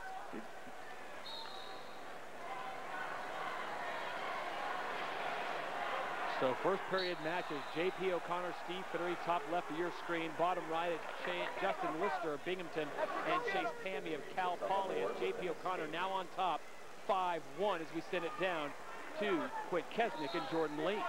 Thanks, Todd. Jordan, you've wrestled 3 out of the 4 wrestlers in the semifinals. Let's start with J.P. O'Connor. Why do you have the highest regard for him? Well, in this position especially, I do not envy Steve Fittery's position. Down 5-1 in the first period. If one guy in this weight does not get out of position, it's J.P. O'Connor. And as a result, it's very difficult to score on him. O'Connor continuing to attack. The tendency when you're up 5-1 is to back off and stall. Well, I think it's actually Fittery attacking O'Connor, which is setting up O'Connor's position, and he's dominant right now. The noise you hear is in Iowa, Ryan Morningstar winning in one of the consolation wrestlebacks. Well, what you have was Iowa fans sitting next to Cornell fans, and it was a late 2-point takedown. they got the victory for Iowa, and the folks from Cornell not so happy. Meanwhile, they're celebrating in the black and gold. And J.P. O'Connor, Quentin Jordan is absolutely dominating this match at the end of the first period, up 10-1. And just to finalize that, that was Ryan Morningstar beating Justin Kerber, two former Iowa preps, and it's Iowa beating Cornell, and that was to become an All-American. So Morningstar is an All-American now for the Hawkeyes. And if J.P. O'Connor can hold on for Harvard, he will be the third Harvard wrestler in 70 years to get into the final. O'Connor really wrestling a great match right there. He gets two more, and he's on top where, like I said, he is just so good on top. He's a hammer. So J.P. O'Connor on top, 12-1. We go to the bottom right of your screen. Justin Lister chased Pammy, where Pammy from Cal Poly has the lead 2-1 as we get set to start the second period. Jeff Latnick, if you're in the corner of Justin Lister and down 4-1, what do you need to do? Well, Pammy's done a good job of riding Lister, but really what Pammy has excelled is on his feet. Great takedowns. Great takedowns. Meanwhile, J.P. O'Connor and Steve Fittery 12-1. We send it back down Matt's side, Quick Kesnick and Jordan Lean. Todd, when I think of 157, I think of Jordan Burroughs of Nebraska, defending champ, out this year with a knee injury. And J.P. O'Connor's a guy who's always banged up by this time of the year. Finally healthy. Right, right. And we might be seeing him healthy for the first time in a couple years. I remember 2 years ago, before he was going to wrestle his match to place, I was in the training room getting my ankle taped because I had a sprain. JP was getting his knee taped because he had a completely torn ACL. He went on and became an All-American that year, which is a real testament to JP and his toughness. A program like Harvard, for workout partners, are there postgraduate guys up in New England who will come into the room and work out with him? You know, I'm not sure about that. I would say it's probably something that he has possibly struggled with in the past couple of years, especially as he's been one of the top guys in the country, to find somebody in that room that can really push him. But again, I'm not sure about that. If there's an area where he can be attacked, is there any right now that you see? Any area of vulnerability right now? I don't. With a 12-2 score, he's holding position. He's very hard to get moving, and he's looking really strong. Todd. All right, thank you, gentlemen. High praise from a fellow Ivy Leaguer. I didn't hear that very often. Someone from Cornell praising someone from Harvard, but Jordan Lean doing his best job to stay objective here, and hard not to, because J.P. O'Connor has absolutely been dominant in 12-2 on Steve Fittery in 157. Meanwhile, Chase Pammy 6-1 on top of Justin Lister. Pammy doing a nice job. He's controlled the match. He's keeping Lister down on the mat, keeping a lot of pressure on him on top. Just doing a workmanlike job right here. Pammy, like I said, an All-American last year, trying to reach the finals. And if he does, it's a rematch between O'Connor and Pammy, where they have split in matches. Chase Pammy from Cal Poly, the senior, the returning NCAA All-American, two-time Pac-10 champion, four-time NCAA qualifier, and Justin Lister trying to do something that no one from the Binghamton program has done, and that's make it to the final. You know, it's interesting, Binghamton and Cal Poly, two programs that were very good in their divisions that weren't Division I. Cal Poly a long time ago, very storied program in Division II. And Binghamton, a Division III program that actually dropped their program, came back as Division I. Pat Papalizio doing a fine job there. Greg Papadudis, his assistant. And they won the Colonial Athletic Association. First time in the school's history that they won that. So it's been a big year for Binghamton. They're building. And what Lister needs to do is build his base back up, because Pammy has him flat. Pammy, a two-time Pac-10 champion, but not this year. He was second until he comes through. He loses a seed or two. He's the 7th seed. And then he says, you know, I wasn't an All-American by accident last year, and he's proven his point. Again, a great representation of a resurgent West, turn part of the United States. Minute 44 to go in the third period. J.P. O'Connor of Harvard on top of Steve Fittery of American, 12-2.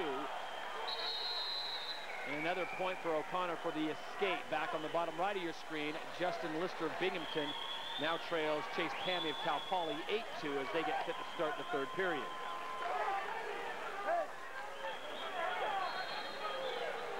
And J.P. O'Connor now just has to hold on for his final 80 seconds, 75 seconds, and he is into the final, where he will face, probably at this point, looks like Chase Pammy's going to hold on as he picks up 2 more points for a takedown to go ahead 10-2 on Justin Lister. So, gentlemen, as we look forward to that final, how do you see J.P. O'Connor and Chase Pammy shaking down?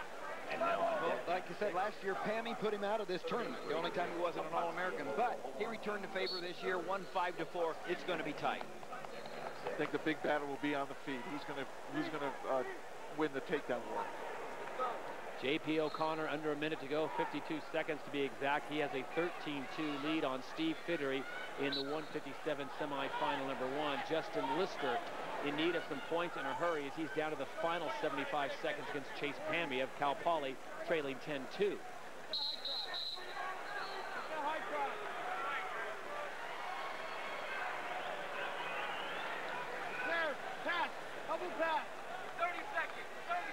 This is the one few classes where we're not going to have an Iowa Hawkeye in the final, and I know the folks in Iowa think that's just not right. You know, they've already got 4 in, they want 5. Get inside, there you go. Well, they'll have that opportunity with Borschel later on. Lister trying to get back in the match with a takedown attempt, but Pammy's too much. Just counters, goes behind. And this is the only weight class that Iowa does not have a wrestler left in the tournament. And they will not have an All-American. Well, if they do get Borschel in, that'll be 5. And that's the first time that's happened since 1991, alongside Jeff Blatnick, Tim Johnson, Quick Kesnick, and, of course, Jordan Lean, our 2008 All-American. I'm Todd Harris. Glad to have you here at Omaha, Nebraska, the Qwest Center.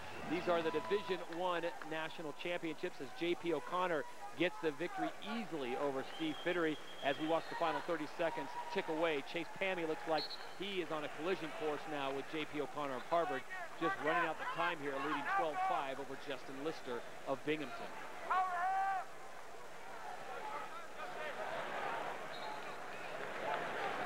Lister doing what he can on top, but he needs big points.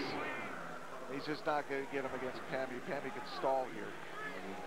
Final 3 seconds tick away. Chase Pammy will get the victory. He will face J.P. O'Connor of Harvard, who are both into the final as we send it down to Quint Kesnick. JP, congratulations. What were your expectations going into that match? To win, beat him up, pick him apart. I knew he was going to come at me hard. A lot of attacks, but that opens him up. So I did what I wanted to do. Picked him apart, got a takedown early, put him in his back, and was smart from there. We've seen you in the past, this time of the year, battling injuries. What is it like for you to be healthy? Feels great, you know. Like I've been saying with the coaches, no regrets. Let's go have fun. I'm having a hell of a time right now, so. You are? Yes, sir. See you tomorrow night. Thanks. So it'll be the 1 and 8 seed in the 157 class. We will see J.P. O'Connor of Harvard facing off with Chase Pammy of Cal Poly, the 1 and 7 seed, correct that, as we get set Saturday night, 7:30 Eastern on ESPN. When we come back, Jared King from Edinburgh, the senior, takes to the mat when we return to Omaha.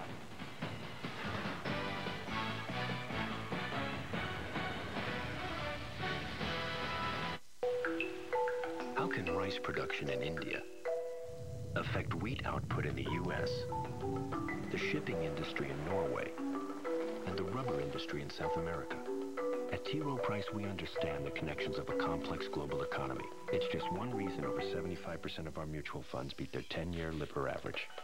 T. Rowe Price. Invest with confidence. Request a prospectus or summary prospectus with investment objectives, risks, fees, expenses, and other information to read and consider carefully before investing. A message for parents and grandparents. Aren't they amazing? Yeah. I gotta start thinking about kindergarten, a college fund. Relax. First, get a McGraw plan. Gerber Life can help give your baby a good financial start with $10,000 in whole life insurance. It's easy and costs just pennies a day. The Grow Up Plan gives your child $10,000 in whole life insurance protection now, then doubles automatically to $20,000 later at no extra cost. Call 1-800-652-0101. Call now.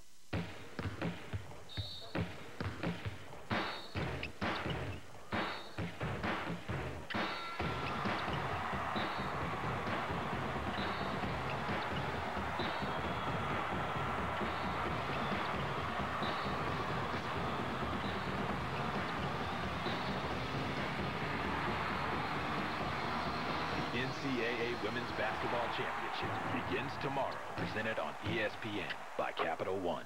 Here, kitty kitty. Clipping Kitty's claws is impossible. Now Kitty can trim her own claws with Emery Cat, the fun new kitty scratcher that grooms cats' claws while they play. Clippers cut too close, causing pain. But Emery Cat's honeycomb design works like a powerful emery board. When infused with catnip, Kitty keeps coming back for safe groomed nails. The arch design is ideal for larger cats too. It even has a playful toy. Ordinary post costs $100 and won't trim your cat's claws. But Emery Cat is just $19.95 with durable base, emery board infused with catnip, and cat toy. As a bonus, you also get the de-shedder. It goes deep down to the undercoat to help eliminate shedding. It's a $15 value, free. Call now and we'll send you a second Emery Cat and de-shedder, free. Just pay processing and handling. 2 Emery Cat boards plus 2 de-shedders for just $19.95. Call now. To order your Emery Cat board for $19.95 plus processing and handling, call 1-800-824-0799. That's 1-800-824-0799 or go online at emerycat.com. The NCAA Championships on ESPNU. Some of the emotion from Omaha, Nebraska, the Qwest Center, the site for the Division I NCAA Wrestling Championships.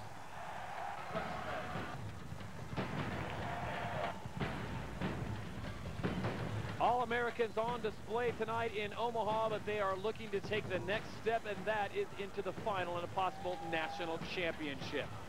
Alongside Tim Johnson, Jeff Blatnick, Quentin Kesnick, and Jordan Lean, I'm Todd Harris. Glad to have you with us here on ESPNU. These are the semifinals of the Division I Wrestling Championships as we now get set for the 165 class. Andrew Howe, the 2009 runner-up out of Wisconsin, will go head-to-head with Tyler Caldwell. He defeated the 5th and 12th seeds. Caldwell coming to us from Oklahoma, and in the other semifinal, Dan Valamont from Penn State going up against Jared King of Edinburgh.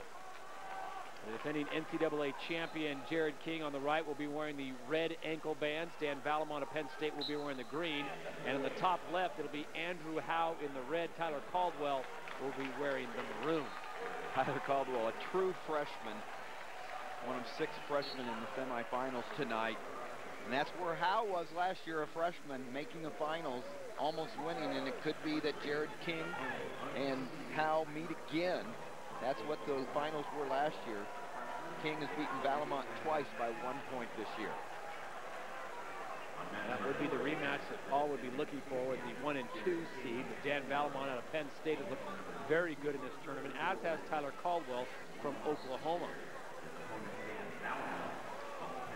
Top left of your screen, Andrew Howe, the #1 seed, the Big Ten champion, and returning NCAA finalist, a 2-time Big Ten champion, with a record of 34-0 as he came to Omaha, going head-to-head with Tyler Campbell, the freshman from Oklahoma.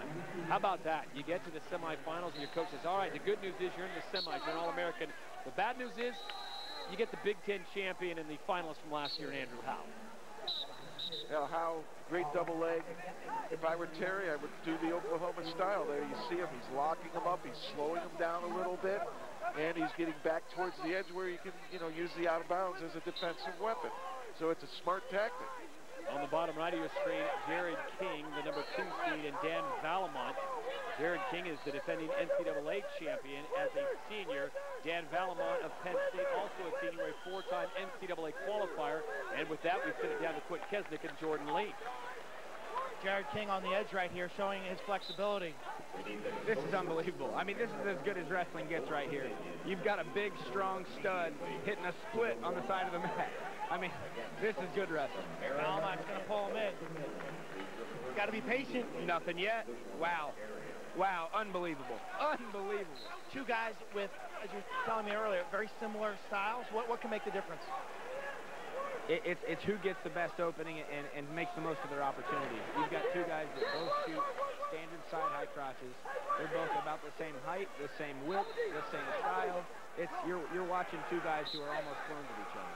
Experience edge to King, perhaps? I wouldn't say so. 2 years ago, Valamont was 3rd in this tournament. They're both 5th-year seniors. They're both veterans. They're both studs. Why is King so hard to score on? That flexibility that we saw right there, I mean, that was incredible. That in combination with power? Flexibility, power, strength. Yeah, he's got it all. Top.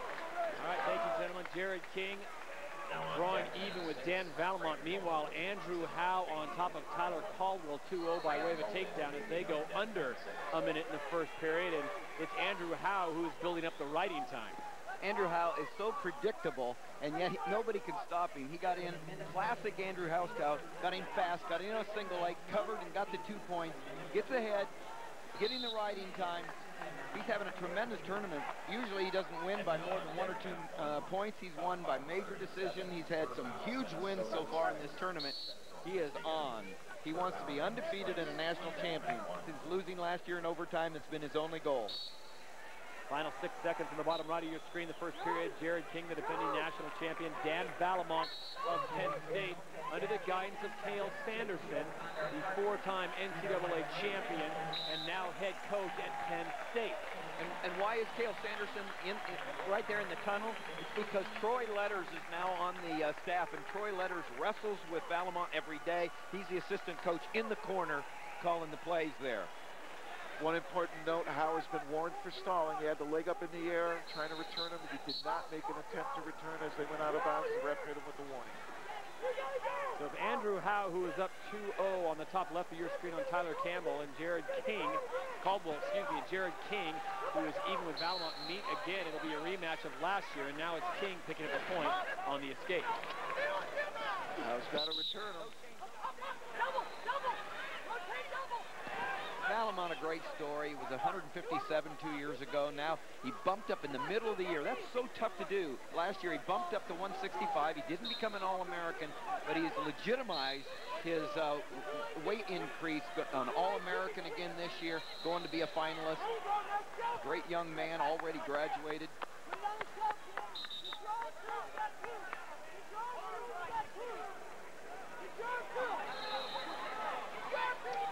Second period begins on the Andrew Howe-Tyler Caldwell matchup, with Howe leading 2-0.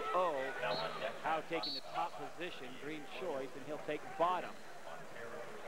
We just saw that flexibility again. I just can't believe he got out of that again. Does a great job, gets the hip space there, and is able to just kind of, he's a spiral man, you know. He was able to get out, and he was down. He was on his side. He was able to cut the belly down and kick his legs free. Defense, the big name here for King of Edinburgh, and Valamont in again, but there's the split. Valamont being the aggressor here, and you know, if he shoots 10 times, sooner or later, he's going to make it work. Well, he's getting in. That's one thing you have to say. He's getting in, but King's defense thus far able to take care of it. Jared King, the proverbial slinky down there, leading 1-0 with under 30 seconds to go here in the second period over Dan Valamont of Penn State. Meanwhile, top left of your corner, Andrew Howe, 2-1 over Tyler Campbell, but the riding time, you have to factor that in, clearly favoring Andrew Howe. Please consider yourselves on deck.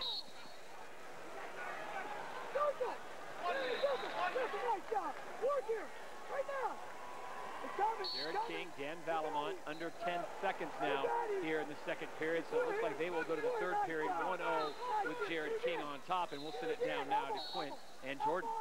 We've seen Jared King use that front split as a counter. Flexibility, partially genetic, but also something that wrestlers work on for a lot of hours. Sure, you can also earn your flexibility, and it just takes persistence. And what you see King here, when he's able to split out like that, he brings out a unique defense that people aren't used to seeing. Not everybody can split, so when somebody does, it's really tough for the guy who's on the attack to get the finish. Yeah, a guy like Van Askren could split himself out of some situations. How do you attack a guy when he counters with a split? I mean, you really tell me how you get the back leg when it's directly behind. I mean, it's a mystery to me, and I think that's why it's so effective. And so they re-anchor, and they have power from that position as well. Yeah. One key is you have to keep weight on that front foot, or else they'll lift it up. So you do have to focus on having your weight forward and look to peel hands. That way you're not entirely defensive, and you're trying to look for a hands peel re-attack of some sort. When does the official get involved here on the King's not shooting? Valamont's had 6-7 shots. A lot of them good. King staying in the center. He's had a couple of reshots off of Valamon attacks, but it's clearly been Valamon who has been carrying the match.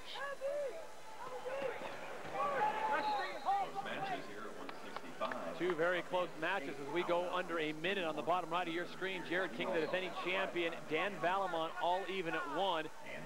Under a minute 40 to go now in the third period. Andrew Howe 3-1 on top of Tyler Campbell, and you factor in riding time, so Howe in effect has a 4-1 lead over Caldwell. And at some point here, Caldwell's going to have to start to think about taking a shot. Because this match is exactly where Andrew Howe wants it. This is Andrew Howe's match. He's choreographed it perfectly. He got the early takedown. He's got the riding time. He's in control. Meanwhile, Dan Valamon has a single, trying to pull Jared King back to the center under 30 seconds to go. I back up and rip that leg up as high as I can, and then use my left leg to try to trip King's left leg out from under him. One shot for glory right here. Dan Valamon. And there it is. The split comes into play yet again. He stayed square to him. He didn't get any kind of flanking angle, as we call it, to take advantage of that nice shot. And that is one of the most unique defensive sprawls you will see as the third period comes to a conclusion in the King-Valamon match.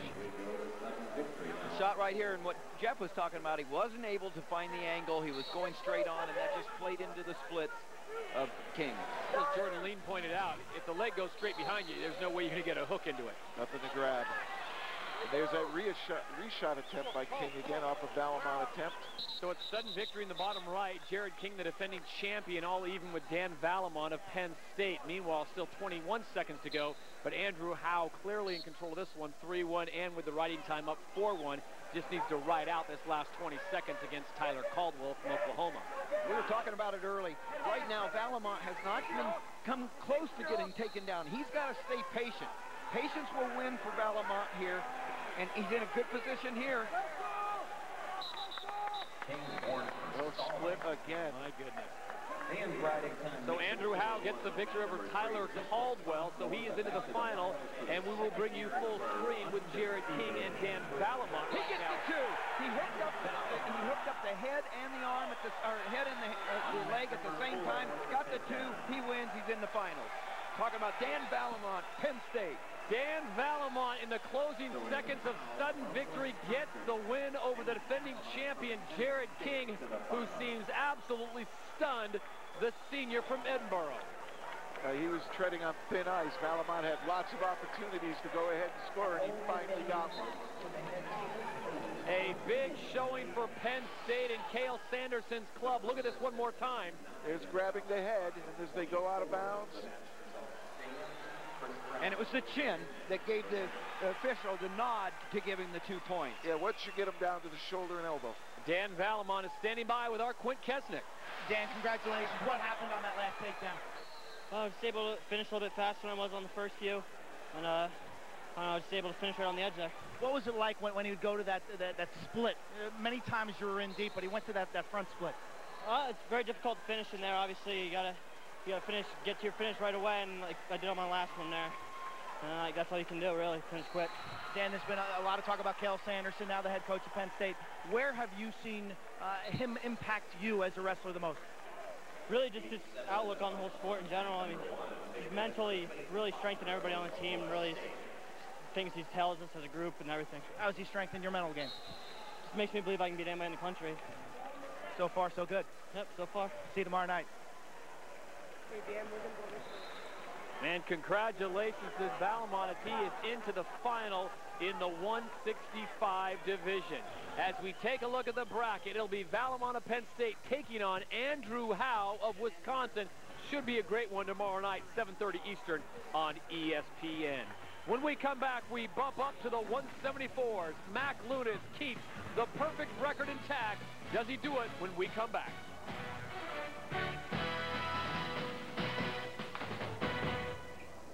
Attention collectors, here's a die-cast treasure you won't want to miss, and it's not available in stores. The 1950 Chevrolet pickup, one of the most popular trucks in Chevy's Advanced Design Series. This revolutionary lineup of post-war models boasted the first all-new vehicles after World War II, and they outsold every other truck in America. To honor its 60th anniversary, Chevrolet authorized the National Motor Museum Mint to release this exclusive precision-scale die-cast model as a collector's item. It proudly showcases all the popular new features that made it the country's post-war choice, from its sleek rounded cab and stylish 5-bar grille to its larger permanent split windshield. The rear hinged hood opens to reveal its 92-horsepower Thriftmaster engine. Both doors open to show off its larger, more comfortable interior with a revolutionary new bench seat for 3. This record-breaking 1950 Chevy pickup is a must-have for any collection. Right now, during this special anniversary offer, this prized die-cast collector's piece, a regular $30 value, can be yours for only $10. But wait, there's more. As a free gift, just for additional shipping, you'll also receive this beautiful classic 1953 Chevrolet pickup, the best-selling model in the entire Advanced Design series. It sports a new side-mounted spare tire. This spectacular die-cast collector's piece also features full moving parts. Don't miss this incredible collector's opportunity to get 2 authentic die-cast treasures for the price of 1. Chevrolet's 1950 and 1953 pickups, 2 of the most popular Chevy trucks ever. Both come with certificates of authenticity, a $60 value for the special anniversary price of only $10 plus shipping and handling. Order 1 Chevy pickup now for only $10 plus shipping and handling, and get the second one free. Just pay shipping and handling. Call 1-800-710-2704. 1-800-710-2704. Call now. NCAA TV and marketing rights fees. Where does the money go? Long answer, 96% of the revenue is used to fund 88 championships and support 1,055 member colleges and universities, who together provide $2 billion annually in financial aid to more than 400,000 student athletes so they can compete and learn. Short answer, we put our money where our mission is.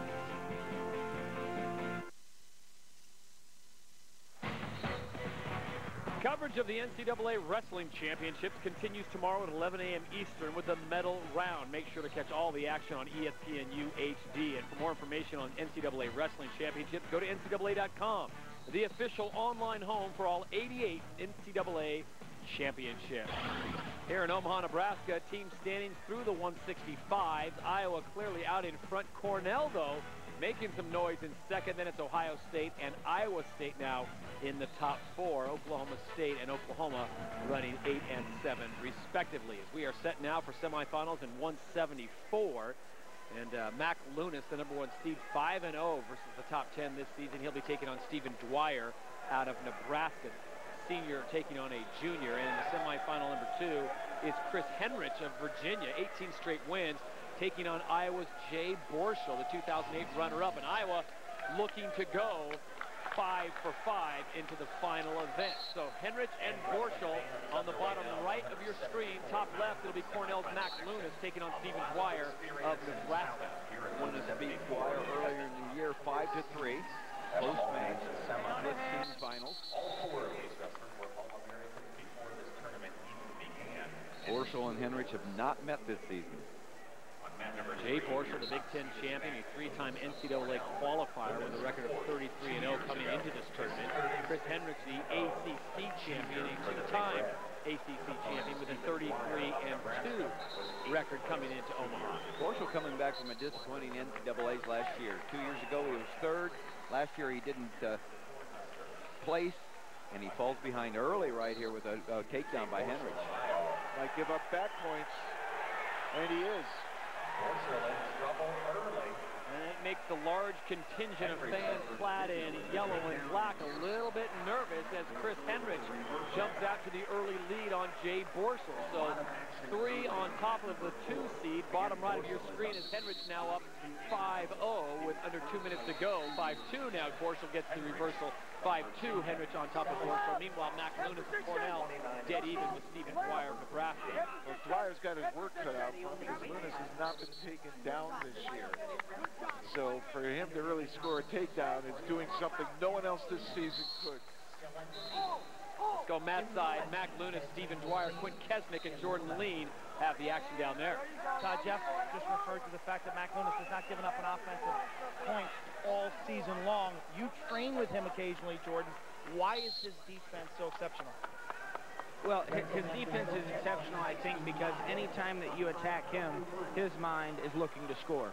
So his mind isn't on defending, his mind is on scoring. He's hungry for points all the time. Just to add a little perspective on this kid's unbelievable ability, Rob Cole and I rotated in on him for 20 straight minutes before somebody got a takedown. A lot of attempts without a takedown. Last year he's at 165. What change do you see this year at 174? Up the weight class. Yeah, he's just more comfortable and less stressed on the things that are outside of actual wrestling. When it comes down to wrestling, he's as good as anybody at any weight. So we just wanted, the Cornell coaching staff in general, just wanted Mac to be comfortable and just to be able to focus on wrestling. Meanwhile, in the other match, great tempo. All of a sudden, Borschel from Iowa is on the ropes early. 8-2. I don't think anybody here could act like they thought the score would be 8-2 in the first period. There is no doubt that these two are two of the best athletes in this gym at any weight, battling out in the national semifinals here at 174. Todd? All right, thank you, gentlemen. Good perspective there. And Chris Henrich continues to push the pace against Jay Borschel of Iowa, and that has just silenced a good third of the Qwest Center because the Iowa fans can't believe what they're seeing. It's challenged Borschel mentally right here. He has not been in this position all year. He's not lost since he lost last year in the quarterfinals. He has had a tremendous season so far, and right now he's got to gather his composure because there's a little deer in the headlights action going on. Henrich has attacked hard and successfully. He started out with that quick takedown, Tim, and then he got the back points. And once he did that, I don't think Borschel was ready for that quick takedown.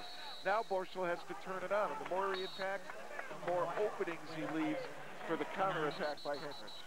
Henrich 8-3 with 9 seconds remaining in the first period. Borschel was able to get a reversal and then an escape, so he gets 3 points, but still a 5-point deficit as they head to the second period here in Omaha.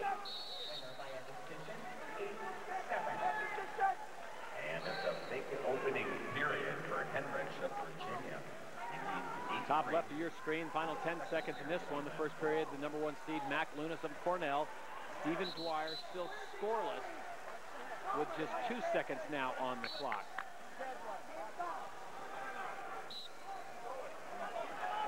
Borschel good on top, along with his ability to turn his opponent with tilt.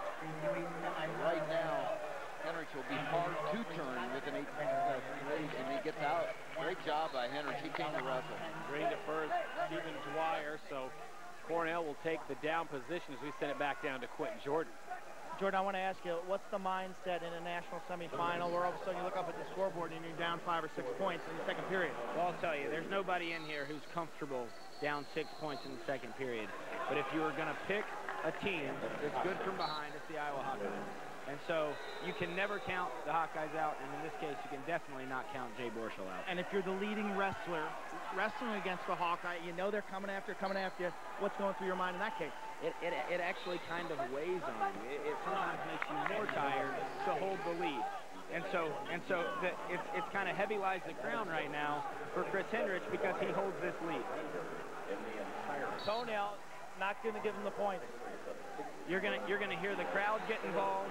You're gonna see Jay Borschel come full steam ahead, and this one's gonna be exciting. How do you find moments where you can milk the clock and you can conserve energy? They're just not there, are they? It's hard to find them whenever you're wrestling a Hawkeye. Todd?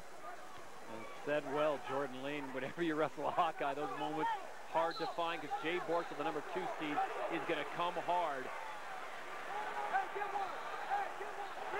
Take down 2 points for Borschel. So now what was an 8-3 is now a 9-5 Chris Henrich advantage with 30 seconds remaining here in the second period.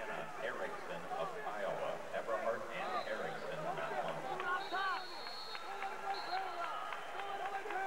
If Borschel can be in position to ride out here and then score again, the tank may come into, there's a warning for stalling against Henrich, and his cardio may come into play here because Borschel isn't going to wear out. Final seconds tick away in the second period. We shift our attention back top left. Mac Lunas and Stephen Dwyer. And for Stephen Dwyer of Nebraska, That is the first point he has yielded in this tournament, down 1-0 to the #1 seed, Mac Lunas of Cornell. A big 10 seconds on the other match in the right-hand corner down below, seeing what Borschel can do from underneath.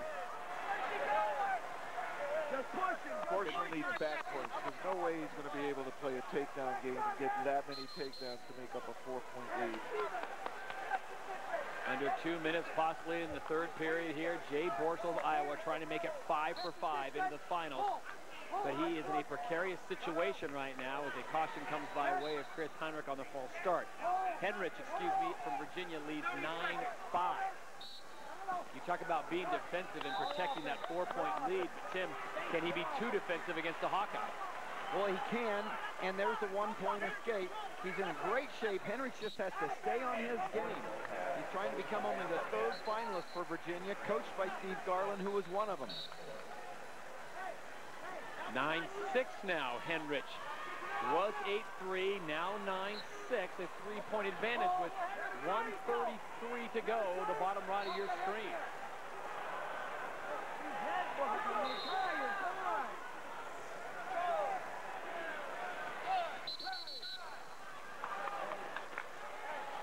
So the third period will get to start top left. Mac Lunas, the #1 seed on top of Stephen Dwyer, 1-0.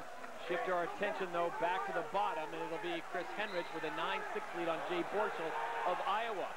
These are the Division I NCAA championships presented by Enterprise Rent-A-Car from Omaha, Nebraska. What Borschel does here off the whistle could dictate how this match ends, because if he pushes a couple of more shots, Henrich will get dinged for stalling if he can lower his level and attack a couple of times. Then you're down only 2 points. There's no riding time involved. There's the stalling, and there's the 2, and they get the 2, and all of a sudden it's 9-9. Stall point really cost Henrich.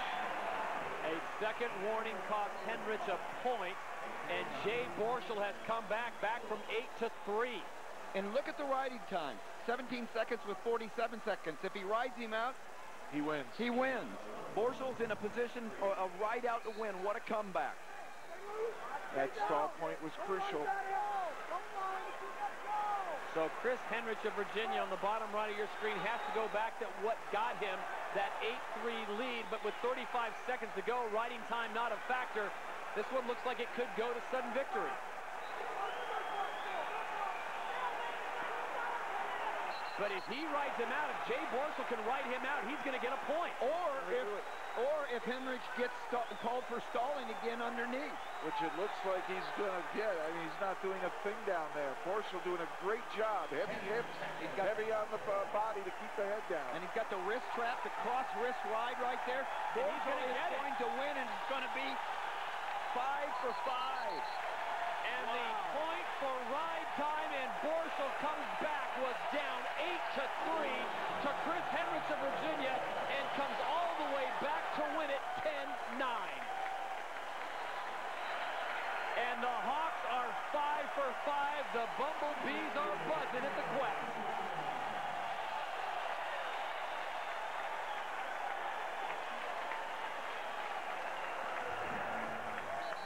Meanwhile, the final seconds ticking away. Mac Lunas and Dwyer under 35 there, 1-1. As we check in with Quint Kesnick, and he's got to be exhausted, Borschel. Jay, that was unbelievable. Down 9-3. You look over at the scoreboard. What were you thinking? Yeah, I don't know. Maybe I get in trouble sometimes because I'm a little too calm. You know, maybe not ready to go as I need to be, but I know if that match goes on, I'm going to keep, getting stronger and stronger and stronger, and that's our mentality. Keep getting stronger as the match goes on. What were you saying to yourself? I was just got to knock 1 point off at a time. Not panic, never panic, and just, keep knocking those points off. What's it feel like to make a comeback like that in front of this crowd? It definitely, things didn't start off good, but... You're pretty calm now. Yeah, I'm pretty calm, like I said. But, it helps rolling into tomorrow, too, so I'll take it. Congratulations, that was something special. Quint, thank you. Jay Borschel, congratulations. What a tremendous performance. The big comeback, down 5 points. And that is the Bumblebee Corner here at the Qwest Center. All Hawkeye fans, as the Iowa Hawkeyes are now 5 for 5 into the finals tomorrow night. Meanwhile, Mac Lunas, 1:06 to go here in the third period, has a 3-1 lead on Stephen Dwyer. Beautiful leg shot, got him that takedown. Gives him the lead with short time. And there's only 10 seconds stretched on that clock. Stephen Dwyer picking up a point on the escape, so now it's 3-2 with just 6 seconds to go. And Lunas still an offensive point, not having been scored on him. That takedown enough to get the job done here. Wow, what's going on there? 1 second left to whistle. And the monkey's off the back for Mac Lunas. 2 times he's coming into this tournament seeded #1. Last year he failed to get out of the second round. This year he's a finalist for the Big Red. Mac Lunas, and more importantly, he keeps his record completely flawless. Lunas comes in undefeated. He will go to the final where he will face Jay Borschel, who comes in undefeated as well. Someone's O certainly must go as we check in now with Quint Kesnick, who's standing by with Mac Lunas of Cornell. Mac, what was the turning point in that match? That's got to be the takedown. You know, we tied up until that takedown, and, you know, sometimes it takes me a while to pull the trigger, but, you know, third period it works sometimes. You're unusually cut up on your forehead and your neck. What was that from? Oh, he was doing good hand fighting. Some would say illegal hand fighting, but not I. No, it's fine. My coaches were worrying about that, like headbutting, but, you know, it's not going to gain you advantage, so. How do you best describe what Cornell's been able to do this weekend? We've been able to have fun and look good doing it. Sure, you got a big smile on your face. Yeah. Congratulations. Thanks. So the 174 brackets are set for tomorrow night in the final, and this will be a great one. What does Mac Lunas have left in the tank as he goes head-to-head with Iowa's Jay Borschel? It'll be a fantastic match. You'll see it tomorrow night, 7:30 Eastern on ESPN. When we come back to Omaha, Kirk Smith, Boise State, one of the up-and-coming programs. He puts his 29-0 record on the line after this.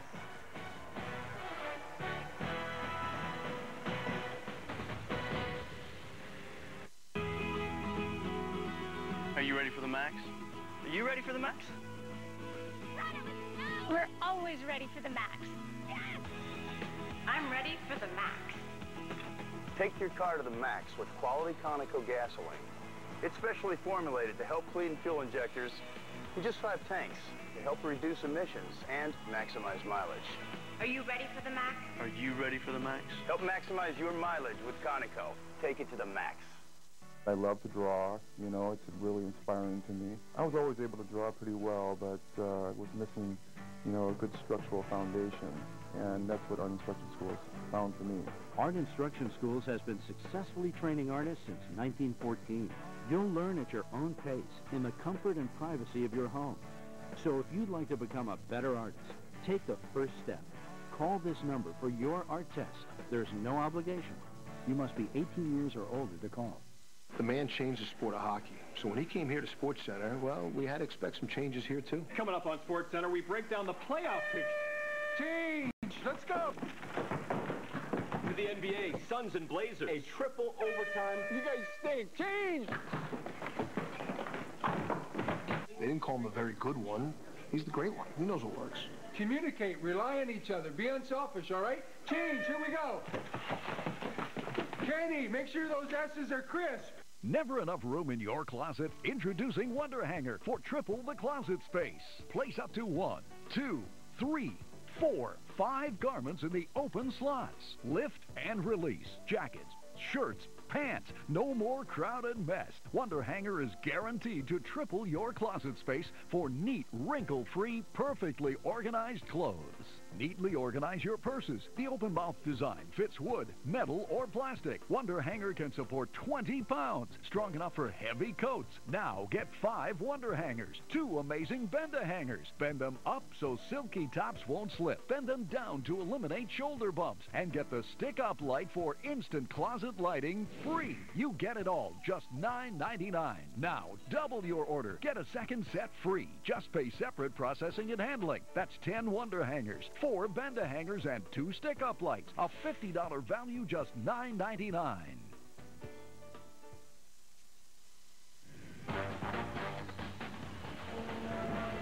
Back Back in Omaha, Nebraska, the semifinals of the NCAA Wrestling Championships presented on ESPNU by Enterprise Rent-A-Car.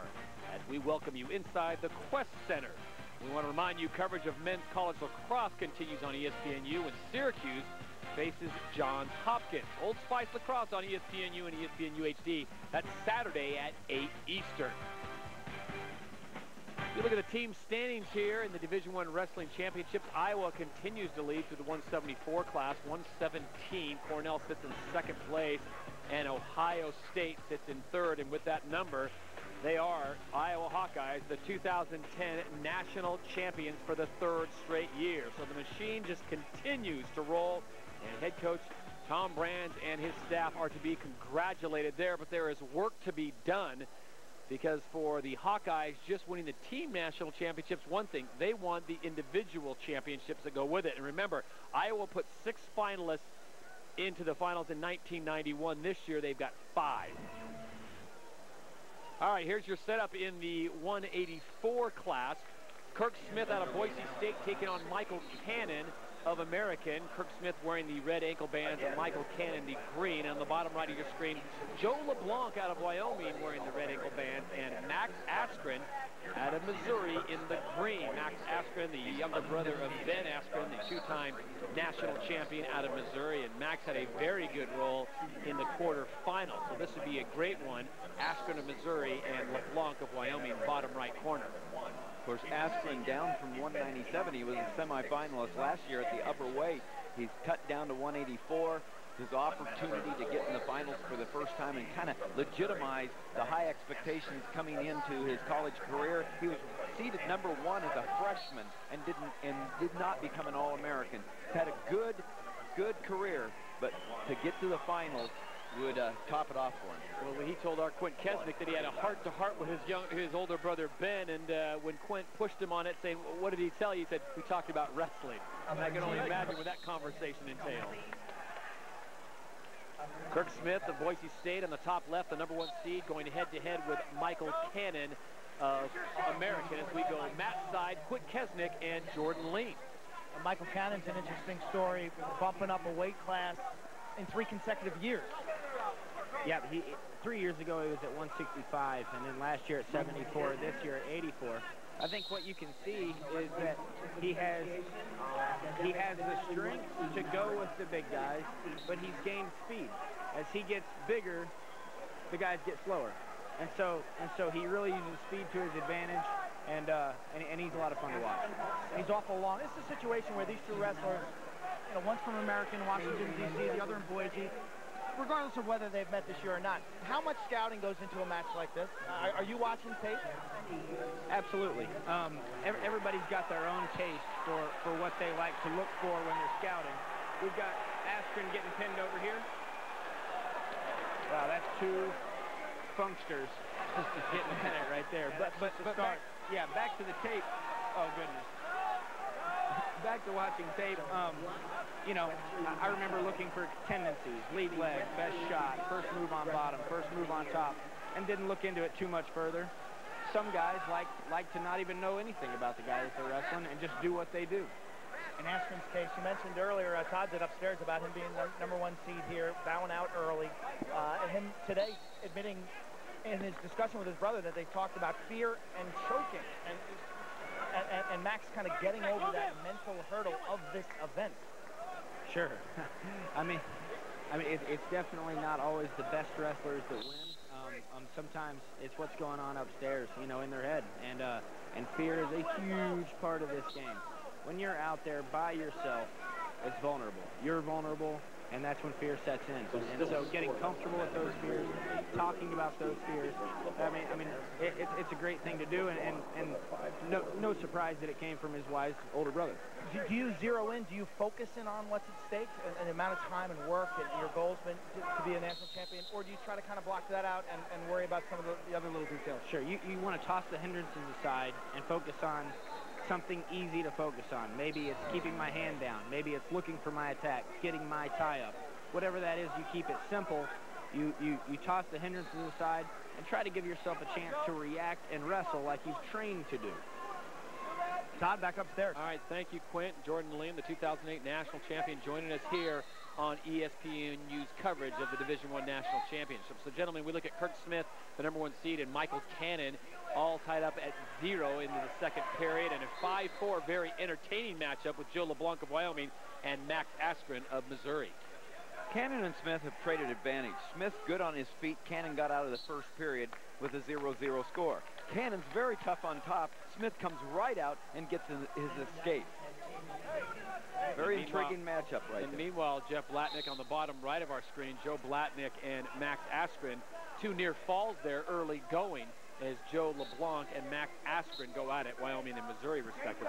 Yeah, LeBlanc came right out and took Askren down with a cradle, put him to his back, got back points. Askren got out, got on top, scored out 5-4, still in favor of LeBlanc. But yeah, very entertaining, a lot of offense, and people going to their backs, and that's really what the crowd loves.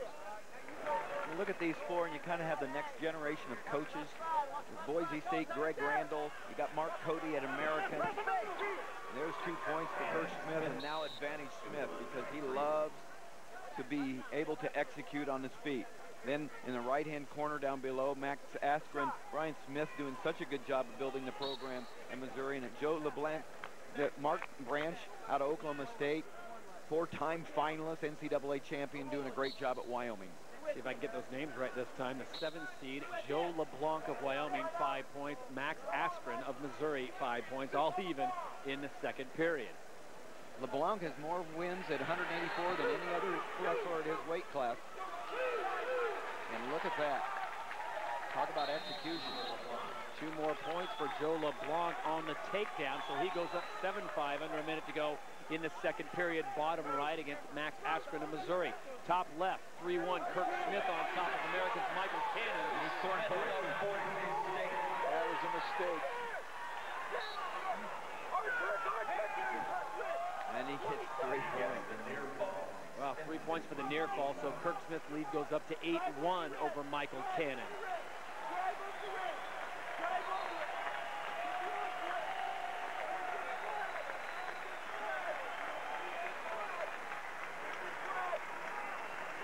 Final 36 seconds on the bottom right in the second period. Joe LeBlanc, Wyoming. Max Askren, Missouri.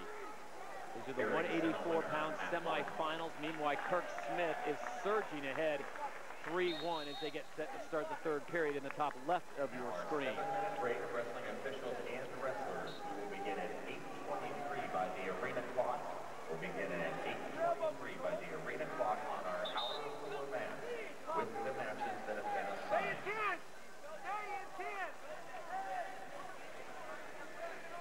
All right, as the second period winds down in the bottom right of your corner, Joe LeBlanc with a 7-6 lead over Max Askren. We send it down to Quint Kesnick and the head coach of Iowa, Tom Brandt. Yeah, this has been a magical night for the Hawkeyes. 5 semifinalists, 5 wins, mathematically clinched the national title. When I say that to you, what's the first thing that comes to your mind?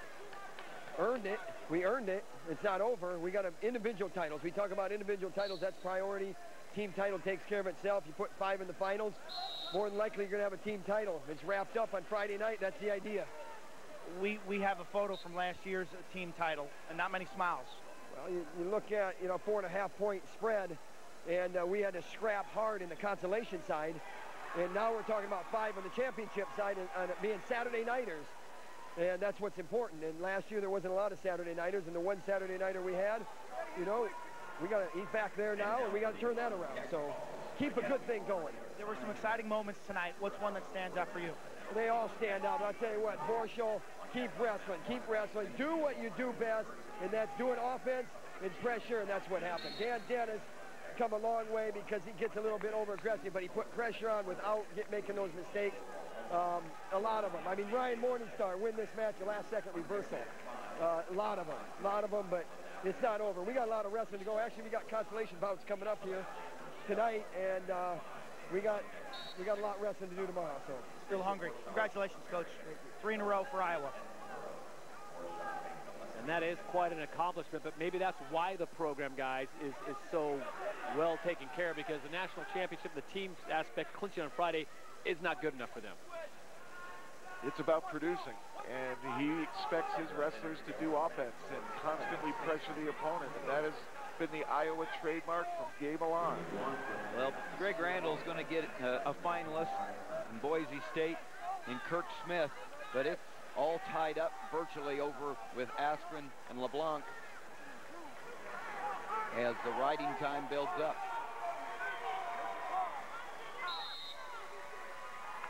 Riding time cannot be erased for Askren.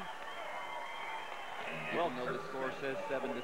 Kirk Smith gets the victory. The #1 seed out of Boise State gets an easy win, so he is into the final. Now he awaits to see who he will face off with the final 15 seconds, and it is Joe LeBlanc trying to hold on. Max Askren, though, has the riding time, so we're even at 7, and it looks like Askren has got the psychological edge with 1 second remaining, so it looks like we're going to go to sudden victory. That got a little hairy on the edge there. And they called him out of bounds. If they hadn't gone out of bounds, if there'd been a 1 foot, LeBlanc would have gotten away and it would have been over. He would have won. But here we go. So we need extra time to determine the second semifinal. Who will move on to face Kirk Smith of Boise State in the 184-pound final?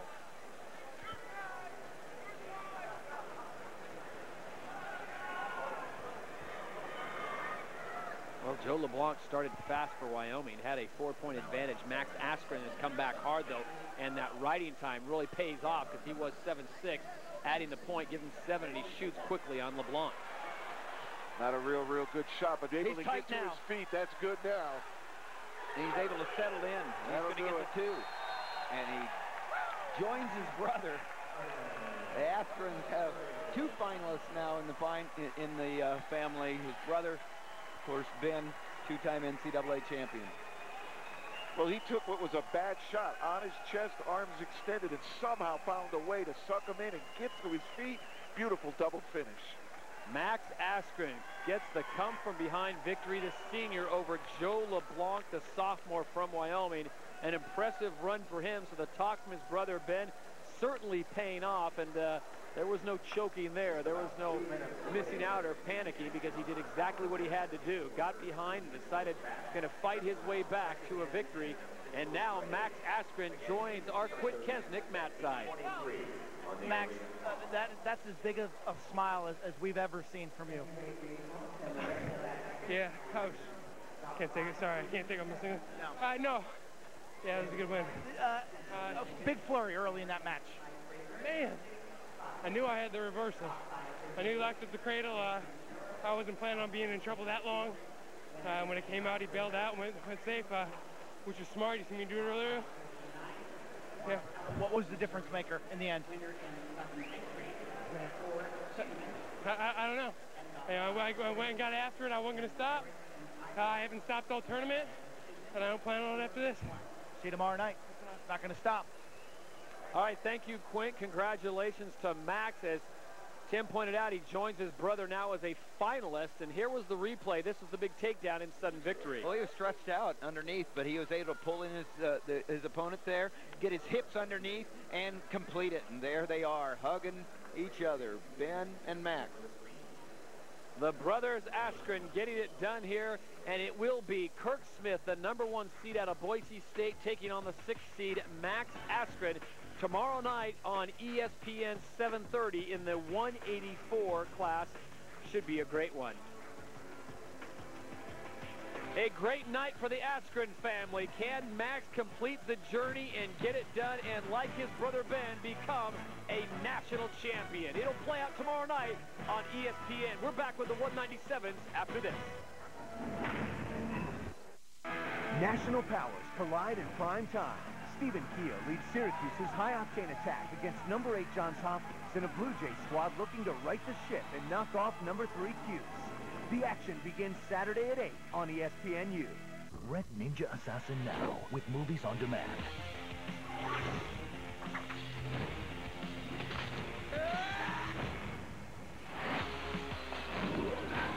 Red Ninja Assassin now with movies on demand. Are your feet so rough that you need a sander? Jagged enough to pop a balloon? Or tear through pantyhose? Now there's the amazing Heel-tastic, the miracle solution to dry, cracked feet. Within 24 to 48 hours, I could see an improvement in my skin, and what a difference it makes immediately. My feet feel so much softer. They feel like baby's feet. This easy-to-use, soothing balm helps to protect skin against dry, cracked heels. My feet were so dry and cracked, now I'm not embarrassed to wear sandals anymore. Just glide it like a roll-on with no mess and no fuss. I actually formulated this product for myself because I had cracks that were so bad they bled. Lotions and creams sit on the top of the skin. The problem is deeper. This actually gets to the cause of the problem. Heeltastic contains a rare blend of neem and karanja oils used for centuries by ancient Eastern civilizations to heal skin from within. My feet felt a lot softer. They didn't seem to crack or bother me. Anytime I get any type of dry skin, it's like it magically disappears. I have no more callousing, no more cracking. My skin looks great. So stop hiding horrendous heels and start loving your feet again with Heeltastic Cracked Heel Renewal. Call now and get Heeltastic for just $20. But if you order right now, we'll cut the price in half to just $10. But we're still not done. When you order, we'll double the value to 2 Heeltastics. And we'll even include our 10-piece precision grooming kit. It includes every grooming tool you need to always look your best. A $40 value, just pay separate shipping and handling. There was no residue. It smelled wonderful, and it took care of the problem, finally. That's right. You get 2 Heeltastics and the 10-piece grooming kit, a $60 value, all for just $10. Here's how to order. Call 1-800-738-6514 to order Heeltastic. But call now. We're giving away a bonus $40 value when you order. So call 1-800-738-6514. Call now. The NCAA Wrestling Championships is presented on ESPNU by Enterprise Rent-A-Car. And the snow has subsided in Omaha as we welcome you back inside the toasty warm Qwest Center. These are the Division I NCAA Wrestling Championships. Alongside Tim Johnson, Jeff Latnick, Jordan Lean, Quick Keswick, I'm Todd Harris, alongside about 15,000 of our closest wrestling fans as we are now set for the 197 division. And this is a case where all the seeds have come through. Number 1 seed Jake Varner, the 2009 national champion out of Iowa State, taking on Cam Simaz. Simaz, the sophomore out of Cornell, the 4 seed. In the 3-2 split, it's Hudson Taylor from Maryland and the 2 seed of Craig Brester of Nebraska. Brester Taylor, bottom right of your screen. Simaz Varner, top left. Taylor and Brester met last year with Brester winning 7-4. Hudson Taylor twice third in this tournament. Of course, Brester the runner-up to Varner last year. Varner's only match with Simaz, a 19-1 tech fall earlier this year. That wasn't pretty. But here's Simaz, you know, overcoming that, seeded 4th in the semifinals, and as our sideline reporter, he says he's a brilliant young man, and maybe not as great a wrestler, but how do you argue with the semifinals? He'll need to keep it close for Varner, give himself an opportunity to win. Varner certainly proving himself in past performances, a 3-time finalist, looking for his 4th. And I would counter by saying there are not a whole lot of stupid kids in the Ivy League, but that was a good point nonetheless. It's Simaz and Varner still scoreless, 2:09 to go in the first period, and we send it down to Quint Kesnick and Jordan Lean. Yeah, when you look at Varner and Cam Simaz, 19-1 regular season, how do you change that? How do you give Cam some hope in a match? Is it strategy? Is it, you know, what's got to change? A lot, obviously, but where does that change start? Well, he's wrestling. He's going to give himself a chance to win. Cam Simaz, one thing that you can bank on when he steps onto the wrestling mat is that he's going to wrestle you. He's going to wrestle you hard. And I think that's part of how the sport became so lopsided. Is there a lot of guys out here who will refuse to wrestle? So he didn't shake Varner. So he kept trying to wrestle him, and that's why Varner scored points. And because Jake Varner is a beast. I mean, there's nobody in the country that wants to be, you know, 20 yards within 20 yards. Yeah, he's a scary individual. Especially after a match when he doesn't want to talk to a reporter. Don't press your luck. Style-wise, the other match, kind of differences in style. Brester's going to pound you. He's going to hand fight you. Hudson Taylor, more of a funky style wrestler. Yeah, and the fun thing to watch about Hudson Taylor is you can almost see the wheels turning in his head. he's thinking in every position, how can I turn this into a fall? And so you might see him get in uncomfortable positions or positions that aren't so favorable, but you'll watch him think about how he's going to get the pin. And this may be one of those, well, a little bit too far on the edge there. But Brester, the only guy, one of the only guys in the country who can really get in there and battle with Varner. And so this is two quality studs getting after it here. Todd? All right, thank you, gentlemen. A lot of good stuff in there. I heard beast, I heard studs. These are the big fellas, Jeff Blatnick. This is your round. Take me through it. Get within 20 yards of him. I'll tell you what, His mother resents that. Varner is a monster physically. Yeah. He's also extremely technical. He's got great skill, great cardio. You know, it's going to be tough to beat him. I give Brester all the credit in the world in the Big 12s to be able to knock him off. Well, let's get to the lighter side of Varner. He leads his team. He represents them on the Iowa Student Athletic Council. He leads Thanksgiving food drives. He leads drives to get gifts for Christmas for those that can't. I'm serious. He is a focused person in the community at Ames. So beast, monster. He's a great wrestler and a great person off the mat as well. Right now, though, as the first period comes to a conclusion, it looks like we're going to end in a 0-0 tie. You want to go on the accolades of Jake Varner. He has an absolute beast on the mat because he's a three-time